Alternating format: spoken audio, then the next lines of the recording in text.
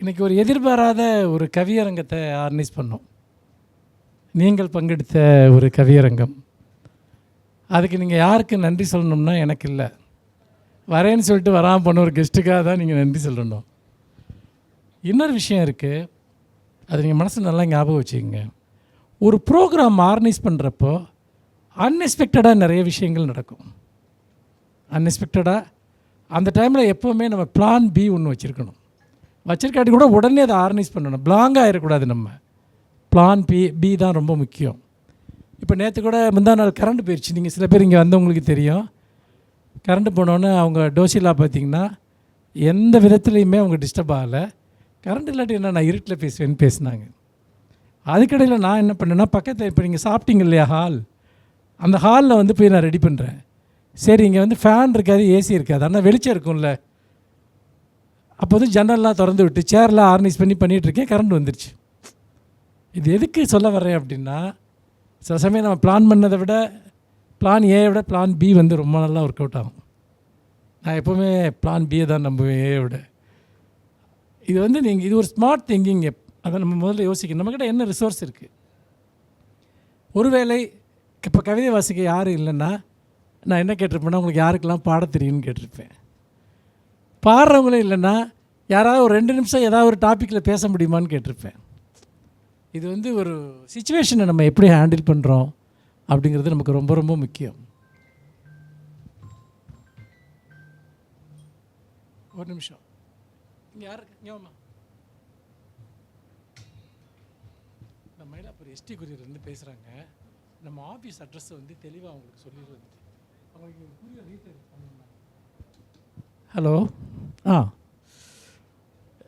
இப்போ வந்து இங்கே ஒரு காணொளி ஒன்று பார்த்தீங்க இல்லையா? உங்களுக்கு பிடிச்சிருந்தது அது? இப்போ கொஞ்சம் முன்னாடி இசைக்கிட்ட வந்து வெயில்கிட்ட யாரோ கேட்டாங்க, கவிதைகள் எல்லாத்தையும் ஒரு பாடலாக மாற்ற முடியுமான்னு. யார் கேட்டது? நீங்கள் கேட்டிங்க இல்லையா? இது ஒரு எழுதப்பட்ட ஒரு கவிதை. இது புவியரசன் ஏதோ இங்கே வந்திருக்கார். அவர் வந்து ஒரு ஓவியர், ஒரு டிஜிட்டல் கிரியேட்டர். அவர் தான் இதை வந்து என்னுடைய பிறந்த நாள் அன்னைக்கு என்னுடைய ஒரு பிறந்தநாள் பரிசாக வந்துட்டு இது ஒரு மியூசிக் ஆல்பம் மாதிரி அதை வந்து அவர் பண்ணார். அந்த இமேஜஸ்லாம் கூட அவர் வரைஞ்சே இது தான் வந்துட்டு இங்கே. இது எதுக்குன்னா, ஒரு கவிதைக்கு அதனுடைய இயல்பிலேயே அது யார்ப்பா பாடியிருக்கா? ஏஐயில் கிரியேட் பண்ண வாய்ஸ். யோசிச்சு பாருங்கள். எனக்கு இப்போ தான் தெரியும் வந்துட்டு அது இமேஜஸ்க்கு ஒரு வேளை ஏஐ யூஸ் பண்ணியிருப்பாருன்னு நினச்சேன். அது பாடின வாய்ஸுமே அதுதான். அப்போது போய்ட்ரி எந்த வடிவத்தில் வேணாலும் நம்ம பயன்படுத்தலாம்.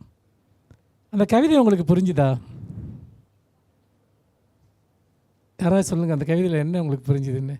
ஒரு மைக் கொடுப்பாங்க, இந்த இங்கே இருக்க எடுத்து கொடு. யாராவது சொல்லுங்கள், அந்த கவிதையில் நீங்கள் என்ன புரிஞ்சுக்கிட்டீங்கன்னு. ஏன்னா அந்த கவிதை ஒரு வாட்டி நான் உங்களுக்கு வாய்ச்சி கூட காட்டுவேன். நீங்கள் அந்த பாட்டிலேருந்து என்ன புரிஞ்சுக்கிட்டீங்க, என்ன ஏதோ ஒரு ஃபீல் சொன்னால் போதும்.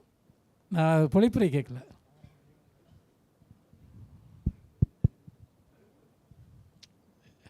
இல்லை, அவங்க சொல்கிறாங்க, கேளுங்க. வணக்கம் சார். எனக்கு அந்த லிரிக்ஸ்லேருந்து என்ன புரிஞ்சிச்சு அப்படின்னா, இது வந்து ஒரு ஒன் சைடு லவ் தான். அது மட்டும் எனக்கு தெரிஞ்சுது. அதுக்கப்புறம் வந்துட்டு உன்னோட ரகசியங்கள், நான் பொதுவாகவே உன்னோட ரகசியங்கள், உனக்கு எந்த பிரச்சனையும் வராது, நீ வந்து என்கிட்ட பேசுகிறது மூலிமா, என்னை காதலிக்கிறது மூலிமா உனக்கு எந்த பிரச்சனையும் வந்துட்டு வராது அப்படின்ற அதான் சொல்லியிருந்தீங்க. எக்ஸாக்ட்லி அதுதான் அதோட இது. ஆக்சுவலி அது ஒரு ப்ரொப்போசல் போயம்.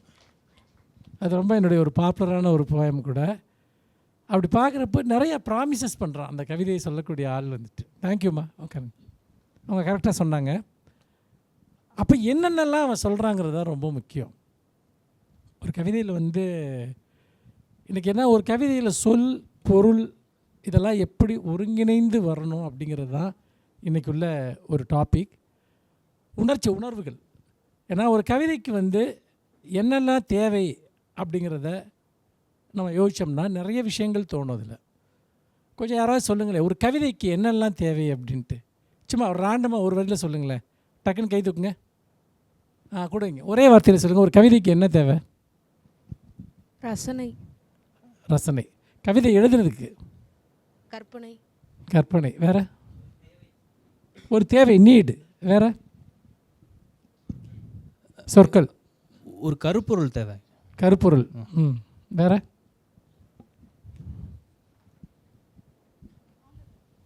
சார் உணர்ச்சி பெருக்கு தேவை சார். உணர்ச்சி பெருக்கு. உணர்ச்சி பெருக்கு. ஓகே. வேறு சார் ஆக்சுவலாக எக்ஸ்ப்ரெஷன்னு சொல்லலாம். அந்த கவிதை நம்ம கேட்கறதுக்கோ எழுதுறதுக்கோ ஒரு எக்ஸ்ப்ரெஷன் ஃபஸ்ட்டு தேவைப்படும். அதுக்கு அப்போ தான் அந்த பொருள், அதுக்கப்புறம் தான் அந்த சொல்லி எல்லாமே கண்டுபிடிச்சி எழுத முடியும், எழுதி அந்த எக்ஸ்ப்ரெஸ் பண்ண முடியும். அதனால் எக்ஸ்ப்ரெஷன் ஃபஸ்ட்டு, அதுக்கப்புறம் மொழி சேர்ந்து வரனால கவிதை இன்னும் பவர்ஃபுல் ஆகுது. சூப்பர். வேறு ஒரு கவிதைக்கு என்னெல்லாம் தேவை ஒரு கவிதை எழுதுறதுக்கு? சார் படித்து பார்க்க ஒரு ஆள் வேணும் சார். படித்து பார்க்க ஒரு நைஸ்.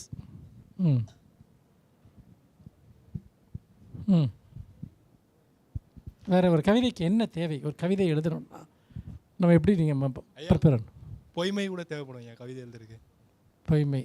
அது காலிலேருந்து போரிங்காக அந்த டாபிக் போயிட்டு இருந்துச்சு, அது அப்புறம் பேசுவோம். அடுத்தது அனுபவம், எக்ஸ்பீரியன்ஸ். ஓகே. மனசு வேணும். ஓகே. நல்ல மனசா கெட்ட மனசா? மனசில் எல்லாம் தானே இருக்கும் இல்லையா? ஓகே. வேறு என்னவா கேட்கல? பொறுமை எதுக்கு கவிதைக்கு தேவை? ஆமாம், நம்ம சொல்ல விஷயத்தை தெளிவாக அதில் சொல்லணும். சொல்கிறதுக்காக, தெளிவாக எஃபெக்டிவாக சொல்கிறதுக்கு கொஞ்சம் பொறுமையாக அதை எழுதணும். Very good. வேறு அமைதி. சார் அப்சர்வேஷன் சார், கவனம். அதான் நம்ம எழுதுகிறப்ப நமக்கு ஒரு மன அமைதி வேணும். ஓகே. வேறு அப்சர்வேஷன் சார், கவனம். அப்சர்வேஷன். சூப்பர். ஒரு நல்ல முக்கியமான ஒரு பதில். ரசனை. Okay, very good.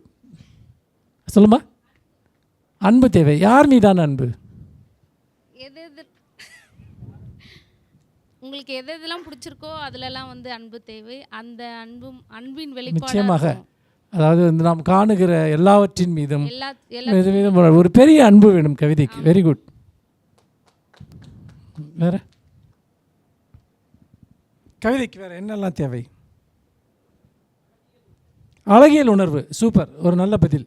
அழகியல் உணர்ச்சி. சரியான ஒரு சூழல். நீங்கள் எழுதுறதுக்கா? ஆமாங்கய்யா. அப்படின்னா நீங்கள் ஒரு கவிதை கூட எழுத முடியாது. ஏன்னு கேட்டேன்னா நான் எல்லா சூழல்லையும் எழுதுவேன். வேறு அரசியலும் தேவை. அரசியல் உணர்வு தேவை. மிக நல்ல பதில். வேறு சீற்றமும் தேவை. சீற்றம் யார் மேலே? அந்த யாரை நம்ம வந்து இது பண்ணுறோமோ ஒரு சீற்றம் தான் வந்து பல பாரதியார் கவிதைகளில் கூட வந்து இல்லை, சீற்றம் தேவைதான். எதன் மீது சீற்றம்ங்கிறது ஒவ்வொருத்தனுக்கும் ஒருத்தன் மீது சீற்றம் இருக்கு. குற்றத்தின் மீது சீற்றம் வேண்டும். அறம் சார்ந்த சீற்றம். அடுத்தது அது மாதிரி சுருங்கக்கூறி, அதாவது சில கவிதைகளில் வந்து ஹைக்கூலிலாம் வந்து கடைசி ஒரு லைன் தான் வந்து மொத்தத்தினுடைய விளக்கமாக அமையும். இப்போ கம்பராமாயணத்தை என்ன பண்ணுறது? அது தனி.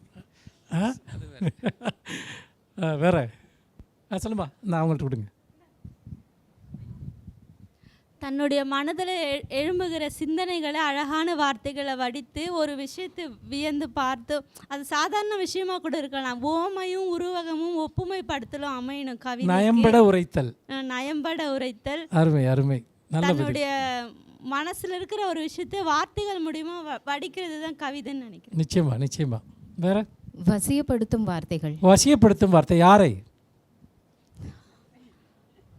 இப்போ நிறைய பேர் காதல் கவிதை எழுதினாங்க, இங்கே யாரையோ வசியப்படுத்த தான் எழுதினாங்கன்னு தெரியும்.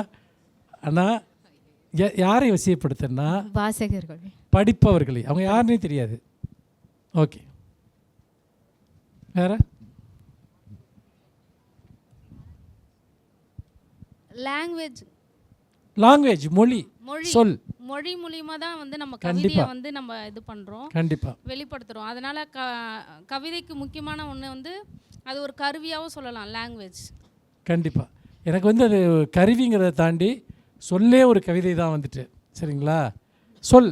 வேற சார், அதாவது அடாப்டபிலிட்டி, அதாவது எங்கேனாலும் எப்படினாலும் கவிதை நமக்கு எப்படியோ வரும். அந்த மாதிரி டைமில் வந்து டக்குன்னு எழுதுறது பெஸ்ட்டு. ஸ்பான்டினிட்டி, உடனடியாக அதை நம்ம எக்ஸ்பிரஸ் பண்ணணும் அப்படிங்கிற ஒரு விஷயம். ஓகே, வேறு ஹியூமர். ஓகே, வேறு எல்லாவற்றையும் விட மிக முக்கியமானது எது நல்ல கவிதை என்று தெரிந்திருப்பது. அல்லது சரி, நம்ம கவிதை, ஒரு கவிதை நமக்கு எதை கொடுக்குது? இதோட தொடர்புடைய ஒரு கேள்வி, எதுக்கு நமக்கு கவிதை தேவை? ஒரு கவிதையை படிக்கிறப்போ உங்கள் மனம் என்ன ஒரு உணர்வை அடையுது? யாராவது சொல்லுங்கள். ஆறுதல். என்ன ஒரு கவிதை ஆறுதல் கொடுக்கும் உங்களுக்கு? என்ன ஆறுதல் கொடுத்துரும்? நிறைய கவிதை, ஒரு சோகமான கவிதை உங்களுக்கு ஆறுதல் கொடுக்குமா? ரொம்ப சோகமான ஒரு கவிதையை படிக்கிறீங்க, அது உங்களுக்கு சோகமாக்குமா, ஆறுதல் கொடுக்குமா? நம்மள மாதிரியே ஒருத்தன் ஃபீல் பண்ணியிருக்காங்க. அடுத்தவன் கஷ்டப்பட்டா அது நமக்கு சரி பரவாயில்ல, நம்ம மட்டும் கஷ்டப்படலன்னு உங்களுக்கு ஜாலியாக இருப்பீங்க, அப்படி தானே? அப்படி இல்லைங்க ஐயா, இது வந்து நம்மள மாதிரியே ஒருத்தவங்க இருக்காங்க அப்படின்னு ஒரு சூழலை வந்து நம்மளுக்கு வந்து இருக்குது அப்படின்னு சொல்லிட்டு அந்த ஒரு மனநிலையை கொண்டு வந்து ஒரு ஆறுதல் தர மாதிரி இருக்கும். அவங்க சொல்கிறது ஒரு முக்கியமான ஒரு பதில். எப்படின்னு கேட்டிங்கன்னா, ஒரு இலக்கியத்தையோ ஒரு கவிதையோ ஒரு கதையோ படிக்கிறப்ப இந்த சிங்காங்க ஏதோ ஒரு இதில் வருமே, எனக்கு மட்டும் ஏன் இப்படி நடக்குதுன்னு ஒரு கேரக்டர் பேசுமே, அது எதுங்க? அது ஒரு கார்ட்டூன் இதில் அதில் வரும்ல. எல்லாவங்களும் என்ன நினச்சிக்கிறாங்கன்னா, இந்த கஷ்டம் எனக்கு மட்டும்தான் வந்துடுச்சு, இந்த துயரம் என்னுடைய துயரம் வந்துட்டு, இந்த அவமானம் எனக்கு தான் நடந்துடுச்சு, இந்த பெயின் எனக்கு மட்டும்தான் இருக்குன்னு. ஆனால் ஒரு கவிதையில் ஒரு இலக்கியத்தில் படிக்கிறப்ப, நான் ஒரு பிரச்சனைக்காக அழுதுகிட்டு இருக்கப்போ அதே மாதிரி இந்த சிட்டியில் குறைஞ்சது 1000 பேராவது அழுதுகிட்டு இருப்போம் அதே பிரச்சனைக்காக. அது உண்மையானது விஷயம். அதே மாதிரியே நான் ஒரு அவமானத்தை படுறப்ப ஒரு 10,000 பேராவது அதே மாதிரி ஒரு அவமானத்தை பட்டுக்கிட்டு இருப்பான். ஒரு மனிதன் ஒரு குற்றத்தை இந்த நகரத்தில் செய்கிற போது அதே மாதிரி ஒரு குற்றத்தை சில 100 பேர்களாவது இங்கே செஞ்சிட்டு இருப்பாங்க. அப்போது உண்மை என்பது தனிப்பட்ட உண்மை அல்ல, ஒட்டுமொத்தமான சமூக உண்மை. அப்படிங்கிறப்போ ஒரு துளி கண்ணீர் தான் நமக்கு ரொம்ப கனமாக இருக்கும். ஒரு கண்ணீர் கடலில் நம்முடைய கண்ணீர் ஒரு துளி தான் அப்படின்னு தெரிகிறப்போ அப்படி ஒன்றும் நமக்கு பெருசாக நடந்துடல, எல்லாருக்கும் நடக்கிறது தான் நமக்கு நடக்குது. அதுதான் அவங்க சொல்கிறாங்க, கவிதை என்பது ஆற்றுப்படுத்துகிறது என்று. அது நம்முடைய மனதை விரிவடைய வைக்கிறது, நாம் பார்க்குற பார்வையை விரிவடைய வைக்கிறது. நான் இந்த மானுட சமுத்திரத்தில் நான் ஒரு சின்ன துளி தான் அப்படிங்கிற ஒரு உணர்வை வந்து ஒரு கவிதை வந்து ஏற்படுத்துது. சரி, வேறு என்ன உணர்வை உங்களுக்கு கவிதை கொடுக்கும்? ஒரு நல்ல கவிதையை நீங்கள் படிக்கிறப்போ, இப்போ நான் ஒரு ஹைக்கூ கவிதை ஒன்று சொல்கிறேன், ஒரு 3 வரி தான். இங்கே கூட சில பேர் யாரும் உங்களுடைய நிறைய வரிகள் ரொம்ப நல்லா இருந்துச்சு, என்னை ஓட சொல்லி நிர்பந்திக்காதீங்க, எனக்கு நடக்கத்தான் பிடிக்கும் அப்படின்னு. யார் இந்த கவிதை எழுதுனது? யாரோ படித்தாங்களே வந்துட்டு அப்போ தான், எனக்கு நடக்கத்தான் பிடிக்கும் அப்படின்னு. அவங்க இல்லையா அவங்க? ஓகே, அந்த வரி எனக்கு ரொம்ப அழகாக இருந்துச்சு, கேட்குறதுக்கு ரொம்ப நல்லா இருந்தது. அப்போது ஒரு உண்மையை, ஒரு பொதுப்படையான உண்மைக்கு பதிலாக ஒரு மாற்று உண்மையை சொல்வது, அல்லது இதுவரைக்கும் அறியாத ஒரு உண்மையை சொல்வது, அதுதான் கவிதை. அப்படி நீங்கள் பார்க்குறப்போ ஒரு ஹைக்கூ கவிதை சொல்கிறேன், அதனுடைய கடைசி வரியை வந்து நீங்கள் கெஸ் பண்ணுங்க பார்க்கலாம். திருடன் விட்டு சென்று விட்டான்.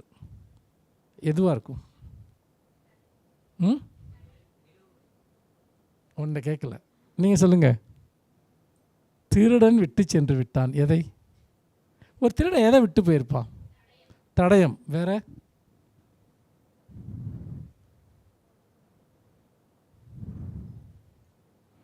ஒரு திருடன் வேறு எதை விட்டு போயிருந்துருக்கலாம்? வீட்டில் திருடு போயிடுச்சு எல்லாம், ஆனால் ஒருத்தர் திருடன் இதை விட்டுட்டு போயிட்டானே அப்படின்னு சந்தோஷமாக இருக்கும். அது எதுவாக இருக்கும்? திருட முடியாத ஒன்று அந்த வீட்டில் இருந்தது. இப்போது புத்தகம். ஓகே, வேறு? புத்தகம் திருட முடியாமல் தேவைப்படாது விட்டு போயிருப்பான்னு சொல்கிறீங்க. ஓகே, வேறு? இறந்தவர்களின் ஆடைகள். அவனுக்கு ட்ரெஸ்ஸு தேவைப்பட்டிருந்தா அவனுக்கு இறந்தவங்களோட ஆடைன்னு தெரியாது இல்லையா? அது ஒரு வீட்டில் லூட்டிங், கொள்ளை நடந்துருச்சு, எடுத்துகிட்டு போயிட்டாங்க. ஆனால் அந்த கவிஞன் சொல்கிறான், ஜப்பானிய கவிஞர் பாஷோவுடைய ஒரு புகழ்பெற்ற கவிதை, திருடன் விட்டு சென்று விட்டான். எதை விட்டு சென்றிருப்பான்? என்னம்மா கேட்கல, சொல்லு.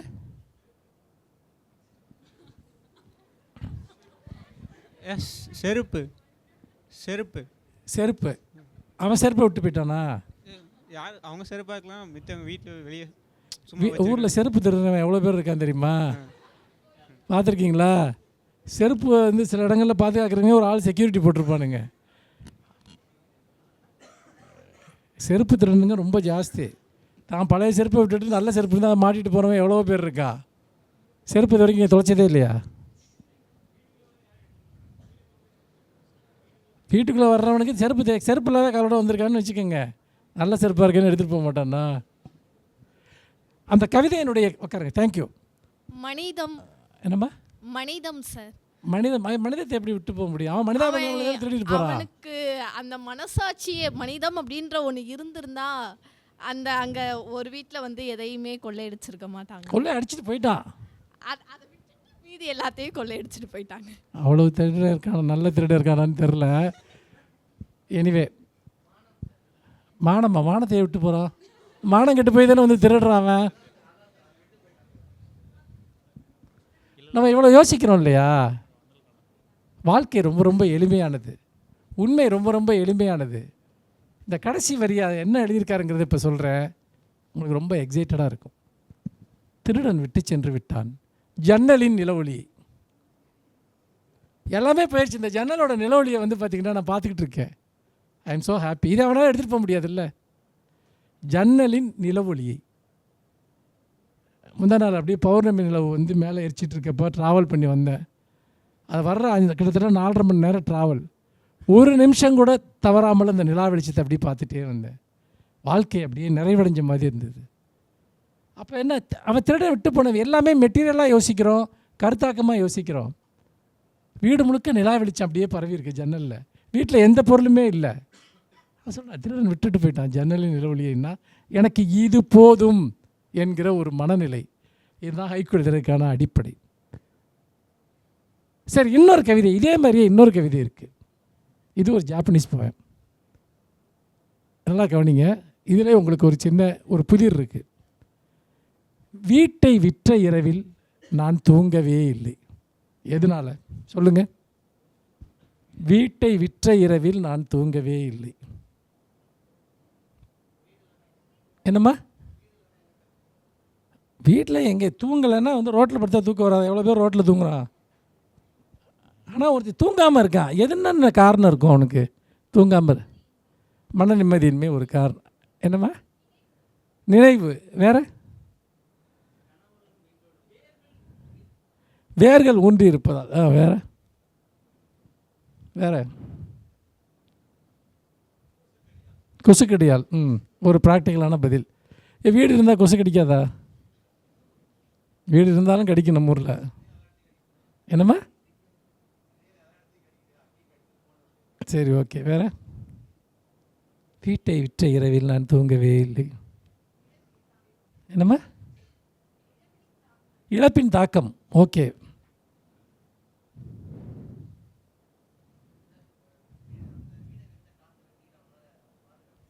வீட்டை விற்ற காசை பாதுகாக்க முடியலையா? ஏன் பேங்கில் போட முடியாதா? ஜிபே வச்சுக்க முடியாதா? இல்லை பேங்கில் நிறையா இருக்குது. வந்துட்டு பார்த்தீங்கன்னா எங்கேயா சேவிங் அக்கௌண்ட்டில் போட்டு வைக்கலாம். வேறு வீட்டை விற்ற இரவில் நான் தூங்கவே இல்லை தவளைகளின் சத்தத்தால். அப்படியே தவளை சத்தத்தை அப்படியே கேட்டுட்ருக்கான். ஆனந்தமாக இருக்கு அவனுக்கு. வேறு ஒரு காரணமும் கிடையாது. வீடு போயிடுச்சு, அது எதுவுமே இல்லை. இயற்கையோடு ஒரு மனிதன் எப்படி ஒன்றி வாழ்கிறான், எதையெல்லாம் அவன் ரொம்ப முக்கியமாக நினைக்கிறாங்கிற டக்குன்னு அந்த கவிதை வேறு எங்கேயோ போயிடுது. வீட்டை விற்ற இரவில் நான் தூங்கவே இல்லை. இன்னொரு ஹைக்கூ போயம் இருக்குது, எனக்கு ரொம்ப பிடிக்கும் இந்த போயம். புத்தாண்டு தினத்தில் என் பெற்றோர்களை நான் காண விரும்புகிறேன் அப்படின்னு அந்த 2 வரி இருக்குது. 3வது வரி என்னவா இருக்குன்னு சொல்லுங்கள் பார்க்கலாம். புத்தாண்டு தினத்தில் என் பெற்றோர்களை நான் காண விரும்புகிறேன். எப்படி காண விரும்புகிறான்? யாராவது ஒருத்தர் சொல்லுங்கள்.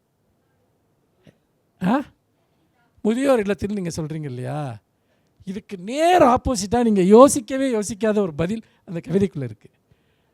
புத்தாண்டு தினத்தில் என் பெற்றோர்களை நான் காண விரும்புகிறேன். சொல்லுங்கள். கருவறை இல்லையா? என்னம்மா? ஓகே.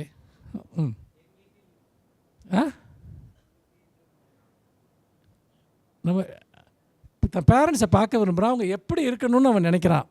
இந்த மாதிரி நான் அவங்கள பார்க்கணுன்னு நினைக்கிறேன்.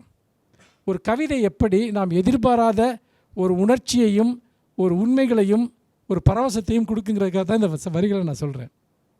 புத்தாண்டு தினத்தில் என் பெற்றோர்களை நான் காண விரும்புகிறேன்.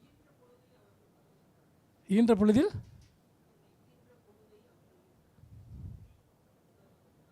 ஓகே, வேறு இப்போ யாரோ சொன்னீங்களே இளமை. எக்ஸாக்ட்லி, இதான் அந்த பதில். எப்படின்னா, புத்தாண்டு தினத்தில் என் பெற்றோர்களை நான் காண விரும்புகிறேன். நான் பிறப்பதற்கு முன்பு அவர்கள் இருந்த விதமாக, நான் பிறக்கிறதுக்கு முன்னாடி அவங்க எப்படி இருந்தாங்களோ அப்படி என் பேரண்ட்ஸை நான் பார்க்கணும். எழுதுறான் ஒரு வயதான ஒரு போய்ட்டு வந்து எழுதுகிறான், நான் பிறக்கிறதுக்கு முன்னாடி இருந்த அந்த இளமையோடு நான் என் பெற்றோர்களையும் நான் பார்க்கணும். என்ன ஒரு அழகான கற்பனை. கற்பனைன்னு பேசிகிட்டு இருக்கோம் இல்லையா, இதுதாங்க கற்பனை. வாழ்வின் மெய்மையிலிருந்து, வாழ்வின் உயிர் துடிப்பிலிருந்து வரக்கூடிய ஒரு மெய்மை, இதுதான் கற்பனை. சம்பந்தம் இல்லாத எழுதி அதை வந்து பண்ணுறது வந்து கற்பனை கிடையாது. நீங்கள் கற்பனைனா என்னங்கிறதுக்கு எவ்வளவு எளிமையான வரிகள் இந்த 3 வரிகள். நீங்கள் நல்லா யோசிச்சு பாருங்கள். உங்களுக்கு தெரிஞ்சிருக்கும் ஒரு கவிதை, உதிர்ந்த மலர் கிளைக்க திரும்புகிறது. உதிர்ந்த மலர் கிளைக்க திரும்புமா? திரும்ப முடியுமா? ஆனால் திரும்புது எப்படி? கற்பனைன்னு சொன்னீங்க இல்லையா, அதுக்கு ஒரு சிறந்த உதாரணம். உதிர்ந்த மலர் எப்படி கிளைக்க திரும்ப வாய்ப்பு இருக்கா சொல்லுங்கள்? கிளைக்கு திரும்புது, வேருக்கெல்லாம் உரமாகல, திரும்ப அப்படியே போகுது. உதிர்ந்த மலர் கிளைக்க திரும்புகிறது. எப்படி போவோம்? ஏதாவது ரிமோட் கண்ட்ரோல் வச்சு அதை மேலே கொண்டு போக முடியுமா? நம்ம கையில் எடுத்து மேலே வைக்க முடியுமா? என்னம்மா? இது கொஞ்சம் காம்ப்ளிகேட்டடாக யோசிக்கிறீங்க, ஆனால் கூட இது ஒரு பதில் தான். உதிர்ந்த மலர் கிளைக்க திரும்புகிறது.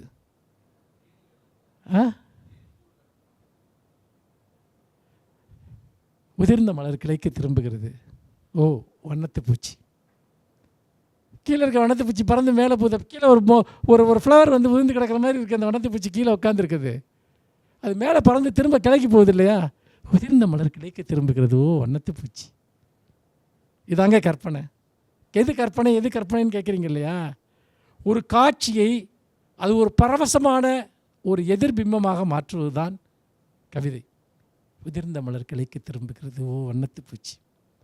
இன்னொரு ஜாப்பனீஸ் ஹைக்கூ. இதை வந்து நீங்கள் ஹைக்கூ பற்றின செஷனான்னு கேட்டிங்கன்னா இல்லை, இது கவிதை பற்றின செஷன். படிமம், கற்பனை, உணர்ச்சி, இதெல்லாம் இந்த 3 வரிகளுக்குள் எப்படி ஆப்ரேட் ஆகுதுங்கிறதுக்கு நான் இந்த கவிதையை ஒரு உதாரணமாக உங்ககிட்ட சொல்கிறேன். இந்த கிண்ணத்தில் மலர்களை அடுக்கி வைப்போம். கடைசியாக ஒரு வரி இருக்குது, இந்த கிண்ணத்தில் மலர்களை அடுக்கி வைப்போம்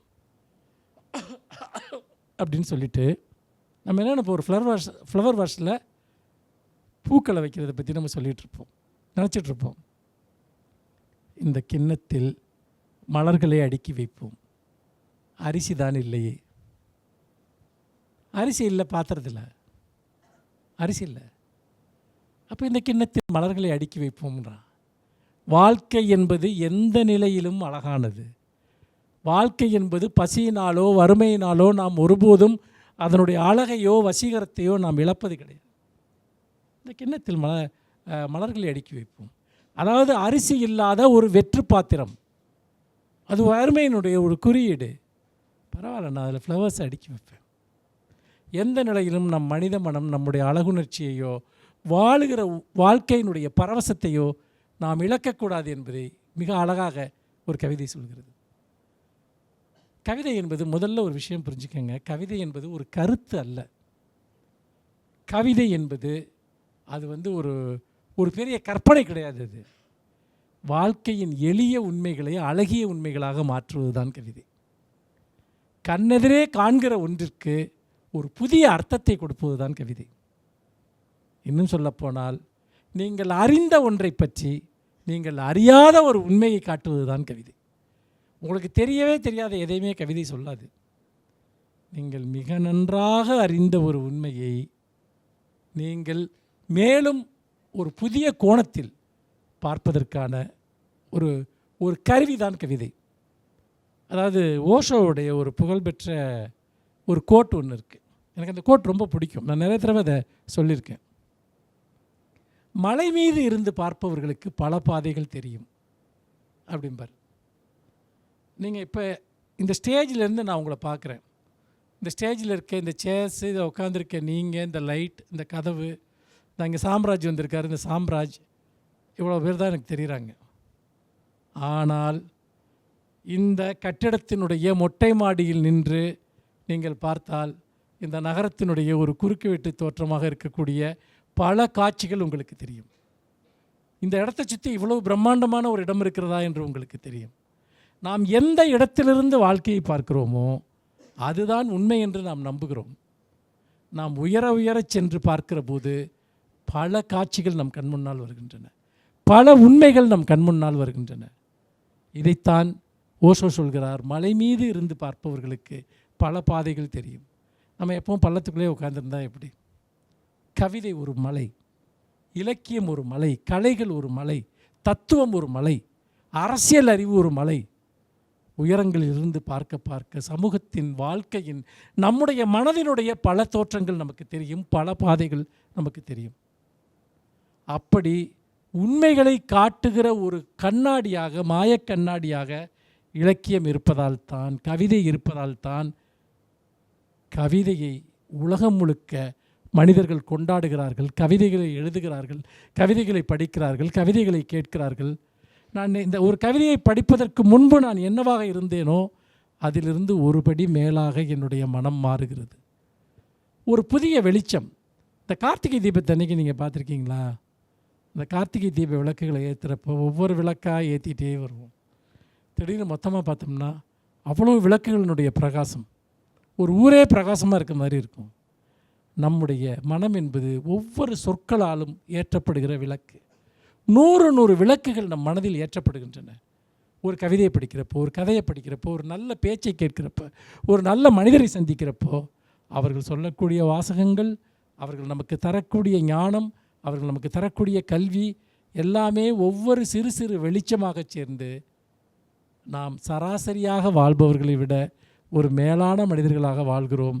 அப்படி வாழ்வதற்கான ஒரு மிகப்பெரிய திறவுகோலை நமக்கு இலக்கியம் கொடுக்கிறது, கவிதை கொடுக்கிறது. நகுலன் என்ற கவிஞரை யாராவது கேள்விப்பட்டிருக்கிறீர்களா? யாராவது நகுலன் என்ற கவிஞரை கேள்விப்பட்டிருக்கிறீர்களா? நகுலோட கவிதைகள் ஏதாவது படிச்சிருக்கீங்களா? Okay, very good. என்ன கவிதைலாம் கேட்டு டெஸ்ட் பண்ண மாட்டேன், நீங்கள் படிச்சிருக்கீங்கன்னு சொல்கிறதே ரொம்ப சந்தோஷம். வேறு யாராவது? 2 பேர். வேறு 3 என்பது ஒரு பெரிய எண்ணிக்கை. தெரியாமல் இருக்கிறதெல்லாம் ஒரு குறைபாடே கிடையாது. நான் மற்றவங்கள மாதிரி உனக்கு அது தெரியுமா, இது தெரியுமான்னு கேட்டு உனக்கு இது கூட தெரியாதா அப்படின்னு கேட்குற ஆள் கிடையாது. எனக்கும் நிறைய விஷயங்கள் தெரியாது. சரிங்களா? நான் தெரிந்ததை உங்களிடம் பகிர்ந்து கொள்கிறேன், நீங்கள் உங்களுக்கு தெரிந்ததை என்னிடம் பகிர்ந்து கொள்கிறீர்கள். அவ்வளவுதான். கற்றல் என்பது இடையறாத ஒரு பயணம். அப்படி இருக்கிற போது இன்றைக்கு நகுலனுடைய 100 இந்த வருடம். தமிழின் மகத்தான ஒரு கவிஞன், எனக்கு முன்னோடியாக இருந்த ஒரு கவிஞன். அந்த கவிஞன் உருவாக்கிய அந்த எளிய கவிதை மொழி, நான் இப்போ ஹைக்கூ பற்றி சொன்னேன் இல்லையா, எப்படி எளிமையான சொற்களில் மிகப்பெரிய ஒரு அற்புதமான உண்மைகளை வெளிப்படுத்தக்கூடிய வரிகள்.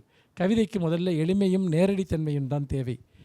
கலாப்பிரியா என்று ஒரு கவிஞர் இருக்கிறார். கலாப்பிரியாவுடைய கவிதைகளை இங்கே படித்தவர்கள் யாராவது இருக்கிறீர்களா?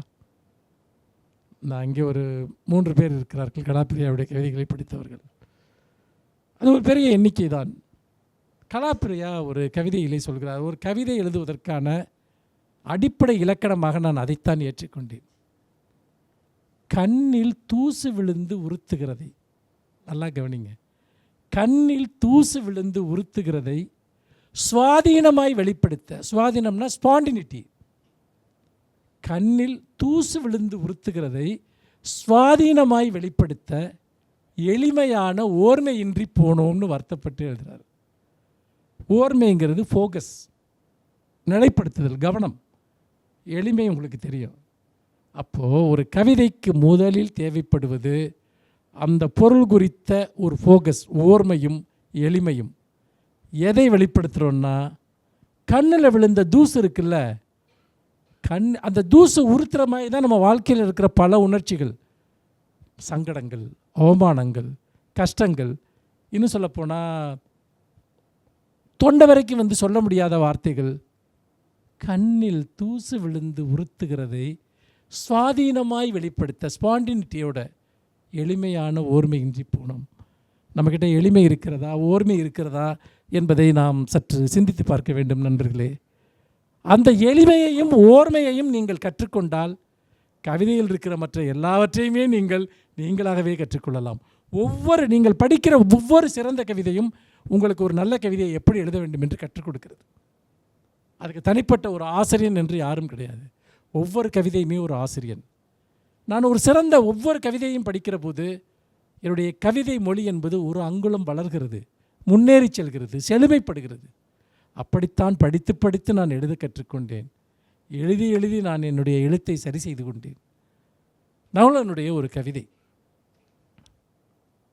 வழக்கம் போல என் அறையில், வழக்கம் போல என் அறையில் நான் என்னுடன் இருந்தேன். இந்த வார்த்தையை கவனிங்க. வழக்கம் போலன்னா டெய்லி நடக்கிற ஒரு விஷயம். என் அறையில் நான் என்னுடன் இருந்தேன். இது எப்படி சாத்தியம்? உங்கள் கூட யாராவது ஒருத்தர் இருக்கலாம், நீங்கள் எப்படி உங்களோட இருக்க முடியும்? நான் இந்த கவிதையினுடைய அடுத்த வரியை சொல்வதற்கு முன்னால் நீங்கள் இதுக்கு யாராவது ஒருத்தர் விளக்க சொல்லுங்கள். என்னம்மா? சிந்தனை கேட்கல. வழக்கம் போல் அவர் ரூமில் இருக்கார். அப்போ சொல்கிறாரு, நான் என்னோட இருந்தேன் அப்படின்னு. நான் எப்படி என்னோட இருக்க முடியும்? ஒன்று நான் யாரும் இல்லாமல் இருக்க முடியும், இல்லைன்னா தனியாக இருக்க முடியும்.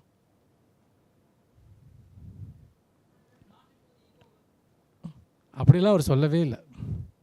நான் என்னுடன் இருந்தேன். ஒருவேளை ஸ்பிளிட் பர்சனாலிட்டியாக இருப்பாரோ, இந்த அன்னியன் படத்தில் வர்ற மாதிரி. நீங்கள் எப்போதாவது 2 மனிதர்களாக இருந்திருக்கிறீர்களா? எப்போவுமே நீங்கள் 2 மனிதர்களாக தான் இருக்கீங்க. சில பேர் 3 பேராக இருக்கான், 4 பேராக இருக்கான், 5 பேராக கூட இருப்பான். என்னென்றால் நம்முடைய கான்சியஸ் மைண்டு ஒன்று, அன்கான்சியஸ் மைண்டு ஒன்று. கான்சியஸ் மைண்டுங்கிறது ஒரு ஆள், சப்கான்சியஸ் அல்லது அன்கான்சியஸ் மைண்டுங்கிறது இன்னொரு ஆள். கான்சியஸ் மைண்டு எல்லாவற்றையும் பார்க்கிறது, எல்லாவற்றையும் உணர்கிறது, எல்லாவற்றையும் பற்றி சிந்திக்கிறது, முடிவெடுக்கிறது, தீர்ப்புகளை கொடுக்கிறது. இன்னொன்று நம்முடைய சப்கான்சியஸில் நடக்கக்கூடிய விஷயங்கள் நமக்கே தெரியாது. நம்ம மனம் திடீர்னு பார்த்திங்கன்னா ரொம்ப மனசுக்கு சங்கடமாக இருக்கும், ஒன்றுமே நடந்திருக்காது அன்றைக்கி. திடீர்னு ஒரு நாள் ரொம்ப ஹாப்பியாக இருப்போம், அன்றைக்கி ஒன்றும் நடந்திருக்காது. இது எப்படிடா சாத்தியம்? நம்ம என்ன பைத்தியமா? நம்ம பைத்தியம்தான் ஓரளவுக்கு, சரிங்களா? யாராவது நான் பைத்தியம் இல்லைன்னு சொன்னால் வந்து ஃப்ராடுன்னு நீங்கள் அவனை எடுத்துக்கலாம், சரியா? அப்போது நான் என்னுடன் இருந்தேன். கதவு தட்டுகிற மாதிரி கேட்டது. நல்லா கவனிங்க. ஒரு கவிதையினுடைய சொல் எவ்வளவு எளிமையான, நேரடியான, அதில் ஒரு பொருள் இருக்குது. நான் இப்போ முதல் 3 வரைக்கும் உங்களுக்கு விளக்க சொன்னேன். கதவை யாரோ தட்டுனாங்கன்னு அவர் எழுதலை. கதவு தட்டுகிற மாதிரி கேட்டது. டவுட்டாக இருக்குது. கதவு தட்டுகிற மாதிரி கேட்டது. சில சமயம் நமக்கு யாரோ கதவை தட்டு போன மாதிரி இருக்கும் இல்லையா? தட்டினாங்களா இல்லையான்னு கூட நமக்கு தெரியாது. ஒரு சிறந்த கவிதை எப்படி நுட்பமான வரிகளால் அமைக்கப்படுகிறது என்பதற்கு யாரோ கதவு தட்டினார்கள்னு எழுதுறதுக்கும் யாரோ கதவு தட்டுகிற மாதிரி கேட்டது. யாரோ தட்டினாங்களா இல்லையா? அதாவது ஆல்பர் காமியோட அந்நியன் நாவல் முதல் வரி இப்படி ஆரம்பிக்கும். என் அம்மா இறந்து விட்டாள். அது நேற்றாகவும் இருக்கலாம், நேற்று முன்தினமாகவும் இருக்கலாம். ஒருத்தர் ஜெயிலில் இருக்கான். அப்போ உனக்கு அம்மா இறந்ததாக தகவல் வருது. அதை பற்றி அப்படியே ஆரம்பிக்குது. அம்மா இறந்து விட்டால் அது நேற்றாகவும் இருக்கலாம், நேற்று முன்தினமாகவும் இருக்கலாம். மனிதர்கள் இன்றைக்கி எந்த அளவுக்கு ஒட்டு உறவற்ற ஒரு சூழ்நிலையில் வாழ்ந்து கொண்டிருக்கிறார்கள் என்பதை பற்றிய ஒரு கவிதை. இதை பற்றிய நகுலன் இன்னொரு கவிதையும் எழுதியிருக்கார், அதுக்கப்புறம் சொல்கிறேன். யாரோ கதவு தட்டுகிற மாதிரி கேட்டது. யார் என்று கேட்டேன். யாருன்னு கேட்குறார். நான் தான் சுசீலா, கதவை திற என்றாள். சுசீலான்னு ஒரு பொண்ணு வந்திருக்கா. ஆக்சுவலாக இந்த சுசீலா நகுலனோட எல்லா கவிதைகள்லேயும் வருவாங்க. அது ஒரு கற்பனை கதாபாத்திரம் அல்லது ஒரு நிஜமாக கூட யாராவது இருந்திருக்கலாம். அதை ஒரு கற்பனை ரூபமாக தன்னுடைய கவிதைகளில் பயன்படுத்துவார். நான் தான் சுசீலா கதவை திற என்றால் இதுவரைக்கும் ஒரு டிஸ்கிரிப்ஷன் வருது, ஒரு சூழல் வருது, ஒரு ட்ராமா. ஒரு ஆள் ரூமில் இருக்கான், அந்த ரூமில் அந்த ஆள் இருக்கப்போ வந்து பார்த்திங்கன்னா யாரோ கதவு தட்டுற மாதிரி கேட்குது. யாருன்னு கேட்குறாரு, அந்த நான் தான் சுசீலா கதவை திறன்னு சொல்கிறாங்க. இது வரைக்கும் ஒரு ஸ்கிரிப்ட் அதில் இருக்குது. நீங்கள் இதை ஒரு குறும்படமாக எடுத்திங்கன்னா ஒரு 2-3 ஷாட்டில் இதை நீங்கள் காட்டுவீங்க. சரியா? அந்த கவிதை முடிகிற இடம் இருக்குல்ல, அந்த முடிகிற இடத்துல இது வரைக்கும் சொன்ன டெஸ்கிரிப்ஷன்லேருந்து அந்த கவிதை ஒரு ராக்கெட் வேகத்தில் மேலே போகுது அப்படியே. அதாவது இந்த ஸ்ரீஹரிகோட்டாவில் வந்து பார்த்திங்கன்னா கவுண்ட் டவுன் சொல்லுவாங்க இல்லையா, 10, 9, 8, 7, 5, 6, 4, 1ன்னு சொன்னோன்னே அது புகையை கக்கிக்கிட்டு அது மேலே போகுது இல்லையா, அந்த மாதிரி இந்த கவிதை மேலே போகக்கூடிய ஒரு 3 வரிகளை, இந்த மாதிரி ஒரு வரியை வந்து நீங்கள் உங்கள் வாழ்க்கையில் ஒரு கவிதையில் எழுதிட்டிங்கன்னா அந்த மொழி வந்து உங்களுக்கு முழுமையடைஞ்சிருச்சின்னு அர்த்தம். என்ன சொல்கிறாருன்னா, நான் தான் சுசீலா கதவை திற என்றால் எந்த சமயத்தில் எந்த கதவு திறக்கும் என்று யார் தான் சொல்ல முடியும்? இப்போ இது வந்து இந்த ஸ்டேட்மெண்ட் உங்களுக்கு கொடுக்கக்கூடிய பொருள் என்ன? எந்த சமயத்தில் எந்த கதவு திறக்கும் என்று யார் தான் சொல்ல முடியும்? கதவு திறனுங்கிறது ஒரு சாதாரண வாக்கியம். ஒரு சாதாரண வாக்கியத்தை இப்போ யாராவது சொன்னாங்க இல்லையா, மந்திரம் போல் ஒரு வாக்கியம் எனக்கு வேணும் அப்படின்னு. எந்த சமயத்தில் எந்த கதவு திறக்கும் என்று யார் தான் சொல்ல முடியும்? வாழ்க்கையில் நீங்கள் நம்பிக்கை இழந்து போய் இருக்கிற போது, எதையாவது ஒன்றை இழந்து விட்டு நீங்கள் தோற்று போய் நிற்கிற போது, எதையாவது ஒன்றை பறிகொடுத்து விட்டு நிற்கிற போது, இனிமேல் நமக்கு நல்லதே நடக்காது என்று ஏதாவது ஒரு சந்தர்ப்பத்தில் நீங்கள் நினைத்து கொண்டிருக்கிற போது, எதை வேணால் வச்சுக்கோங்க, நமக்கு எல்லா கதவுகளும் மூடிவிட்டது, இனி நமக்கு எந்த வாய்ப்புமே இல்லை என்று நீங்கள் நம்புகிற போது, இதுதான் நம்முடைய தோல்வியினுடைய கடைசி எல்லை என்று நீங்கள் நம்புகிற போது, இந்த குரல் உங்களுக்கு கேட்கிறது என்று வைத்துக் கொள்ளுங்கள். எந்த சமயத்தில் எந்த கதவு திறக்கும் என்று யார் தான் சொல்ல முடியும்? எத்தனை அற்புதமான ஒரு வாக்கியம், காலத்திற்கும் அழியாத ஒரு சொல். இந்த நம்பிக்கை, இந்த வரி உங்கள் இதயத்தில் இருந்தால், உங்கள் மனதில் இருந்தால், எந்த நிலையிலும் நீங்கள் தோண்டு போக மாட்டீர்கள். எந்த நேரத்தில் வேணாலும் எனக்கு எந்த கதவு வேணாலும் திறக்கலாம். என் வாழ்க்கையில் திறந்த அத்தனை கதவுகளுமே, அது ஒரு உறவாக இருக்கலாம், ஒரு வெற்றியாக இருக்கலாம், ஒரு வாய்ப்பாக இருக்கலாம், நான் அதுவரைக்கும் இருந்த நிலையிலிருந்து கடந்து செல்லக்கூடிய ஒரு ஒரு ஒரு சந்தர்ப்பமாக இருக்கலாம். எல்லாமே நான் எதிர்பாராத சமயத்தில் எனக்கு திறந்த கதவுகள். இந்த வரியை நான் படித்தப்போ எனக்கு 15 வயசு இருக்கும். இன்றைக்கு வரைக்கும் இந்த வரி எனக்கு பழசாகவே இல்லை. அற்புதமான எந்த வரிகளுமே எந்த காலத்திலும் பழசாவது கிடையாது. இந்த வரி தான் என்னுடைய மந்திரச்சொல். எந்த சமயத்தில் எந்த கதவு திறக்கும் என்று யார் தான் சொல்ல முடியும்? மனதில் எழுதி வைத்துக் கொள்ளுங்கள், காகிதத்தில் அல்ல. எப்பொழுதெல்லாம் மனம் சோர்ந்து போகிறதோ, எப்பொழுதெல்லாம் ஒரு புதிய வாய்ப்பை தேடி நீங்கள் செல்கிறீர்களோ, அப்போது இந்த கவிதை வரி உங்களோடு வர வேண்டும். எந்த சமயத்தில் எந்த கதவு திறக்கும் என்று யார் தான் சொல்ல முடியும்? இப்போ தோணுதா உங்களுக்கு, எந்த சமயத்தில் வேண்டுமானாலும் நமக்கு எந்த கதவு வேண்டுமானாலும் திறக்கலாம் என்று? இன்றைக்கி நீங்கள் இந்த ஒர்க் ஷாப்புக்கு வர்றீங்க, ஒரு 14 நாள் தொடர்ந்து எங்களோட இருக்கீங்க, பல விஷயங்களை நீங்கள் தெரிஞ்சுக்கிறீங்க. இதிலிருந்து உங்கள் மனதில் திறக்கக்கூடிய எந்த கதவு திறக்கும், அதிலிருந்து நீங்கள் எந்த இடத்திற்கு நகர்ந்து செல்வீர்கள் என்பதை இன்றைக்கு நீங்கள் சொல்ல முடியாது. நண்பர்களே, அப்படி ஒவ்வொரு இடமாக சென்று, ஒவ்வொரு விளக்காக என் மனதில் ஏற்றி, ஒவ்வொரு கதவையாக தட்டி, 1000 கதவுகள் மூடி இருந்த போதும் எதிர்பாராமல் திறந்த கதவுகளின் வழியாகத்தான் எனக்கு வாழ்க்கையில் இதுவரைக்கும் கிடைத்த எல்லாமே கிடைத்திருக்கின்றன. ஒரு கவிதை செய்யக்கூடிய மேஜிக், அதுவரைக்கும் ஒரு சாதாரண ஒரு டெஸ்கிரிப்ஷன், ஒரு சாதாரண ஒரு விவரணை போல தோன்றக்கூடிய ஒன்று, அதிலேயும் பல நுட்பங்களை அவர் செய்திருக்கிறார். சட்டென அது ஒரு மிகப்பெரிய மகத்தான உண்மையாக மாறுகிறது. ஒரு கவிதையில் ஒரு சொல், கவிதையினுடைய பொருள், அதனுடைய உணர்ச்சி, இது எல்லாம் எப்படி கச்சிதமாக இணையும் என்பதற்கு இந்த கவிதை ஒரு சிறந்த ஒரு உதாரணம். பிரமிழோட இந்த கவிதை, கருகித்தான் விறகு தீயாகம்னு ஒரு கவிதை ஆரம்பிக்குது. யாராவது படிச்சிருக்கீங்களா? அதாவது இந்த மோட்டிவேஷன் ஸ்பீக்கர்ஸ்லாம் நிறைய பேர் இருப்பாங்க. அதேமாதிரி நிறைய கைடுங்கள்லாம் நிறையா இந்த யூடியூப்லாம் பேசிட்டே இருப்பானுங்க. நான் அதெல்லாம் கேட்கவே மாட்டேன். அப்புறம் இந்த மோட்டிவேஷன் புக்கு மாதிரி ஏமாற்ற வேலை இந்த உலகத்தில் எதுவுமே கிடையாது. அவன் சொல்கிற எதையுமே நம்ம செய்ய முடியாது. அது எதுவுமே ஒர்க் அவுட் ஆகாது, அவ்வளோவுமே பொய். சில பேர் அதை நம்பி போய் இறங்கி பெரிய பிரச்சனையில் மாட்டிக்கிட்டவன்லாம் இருக்கான். நான் எப்போவுமே சொல்லுவேன் இளைஞர்கள்ட்ட, எந்த மோட்டிவேஷன் புக்கையும் படிக்காதீங்க, எந்த மோட்டிவேஷன் ஸ்பீக்கரும் பேசுகிறத கேட்காதீங்கன்னு.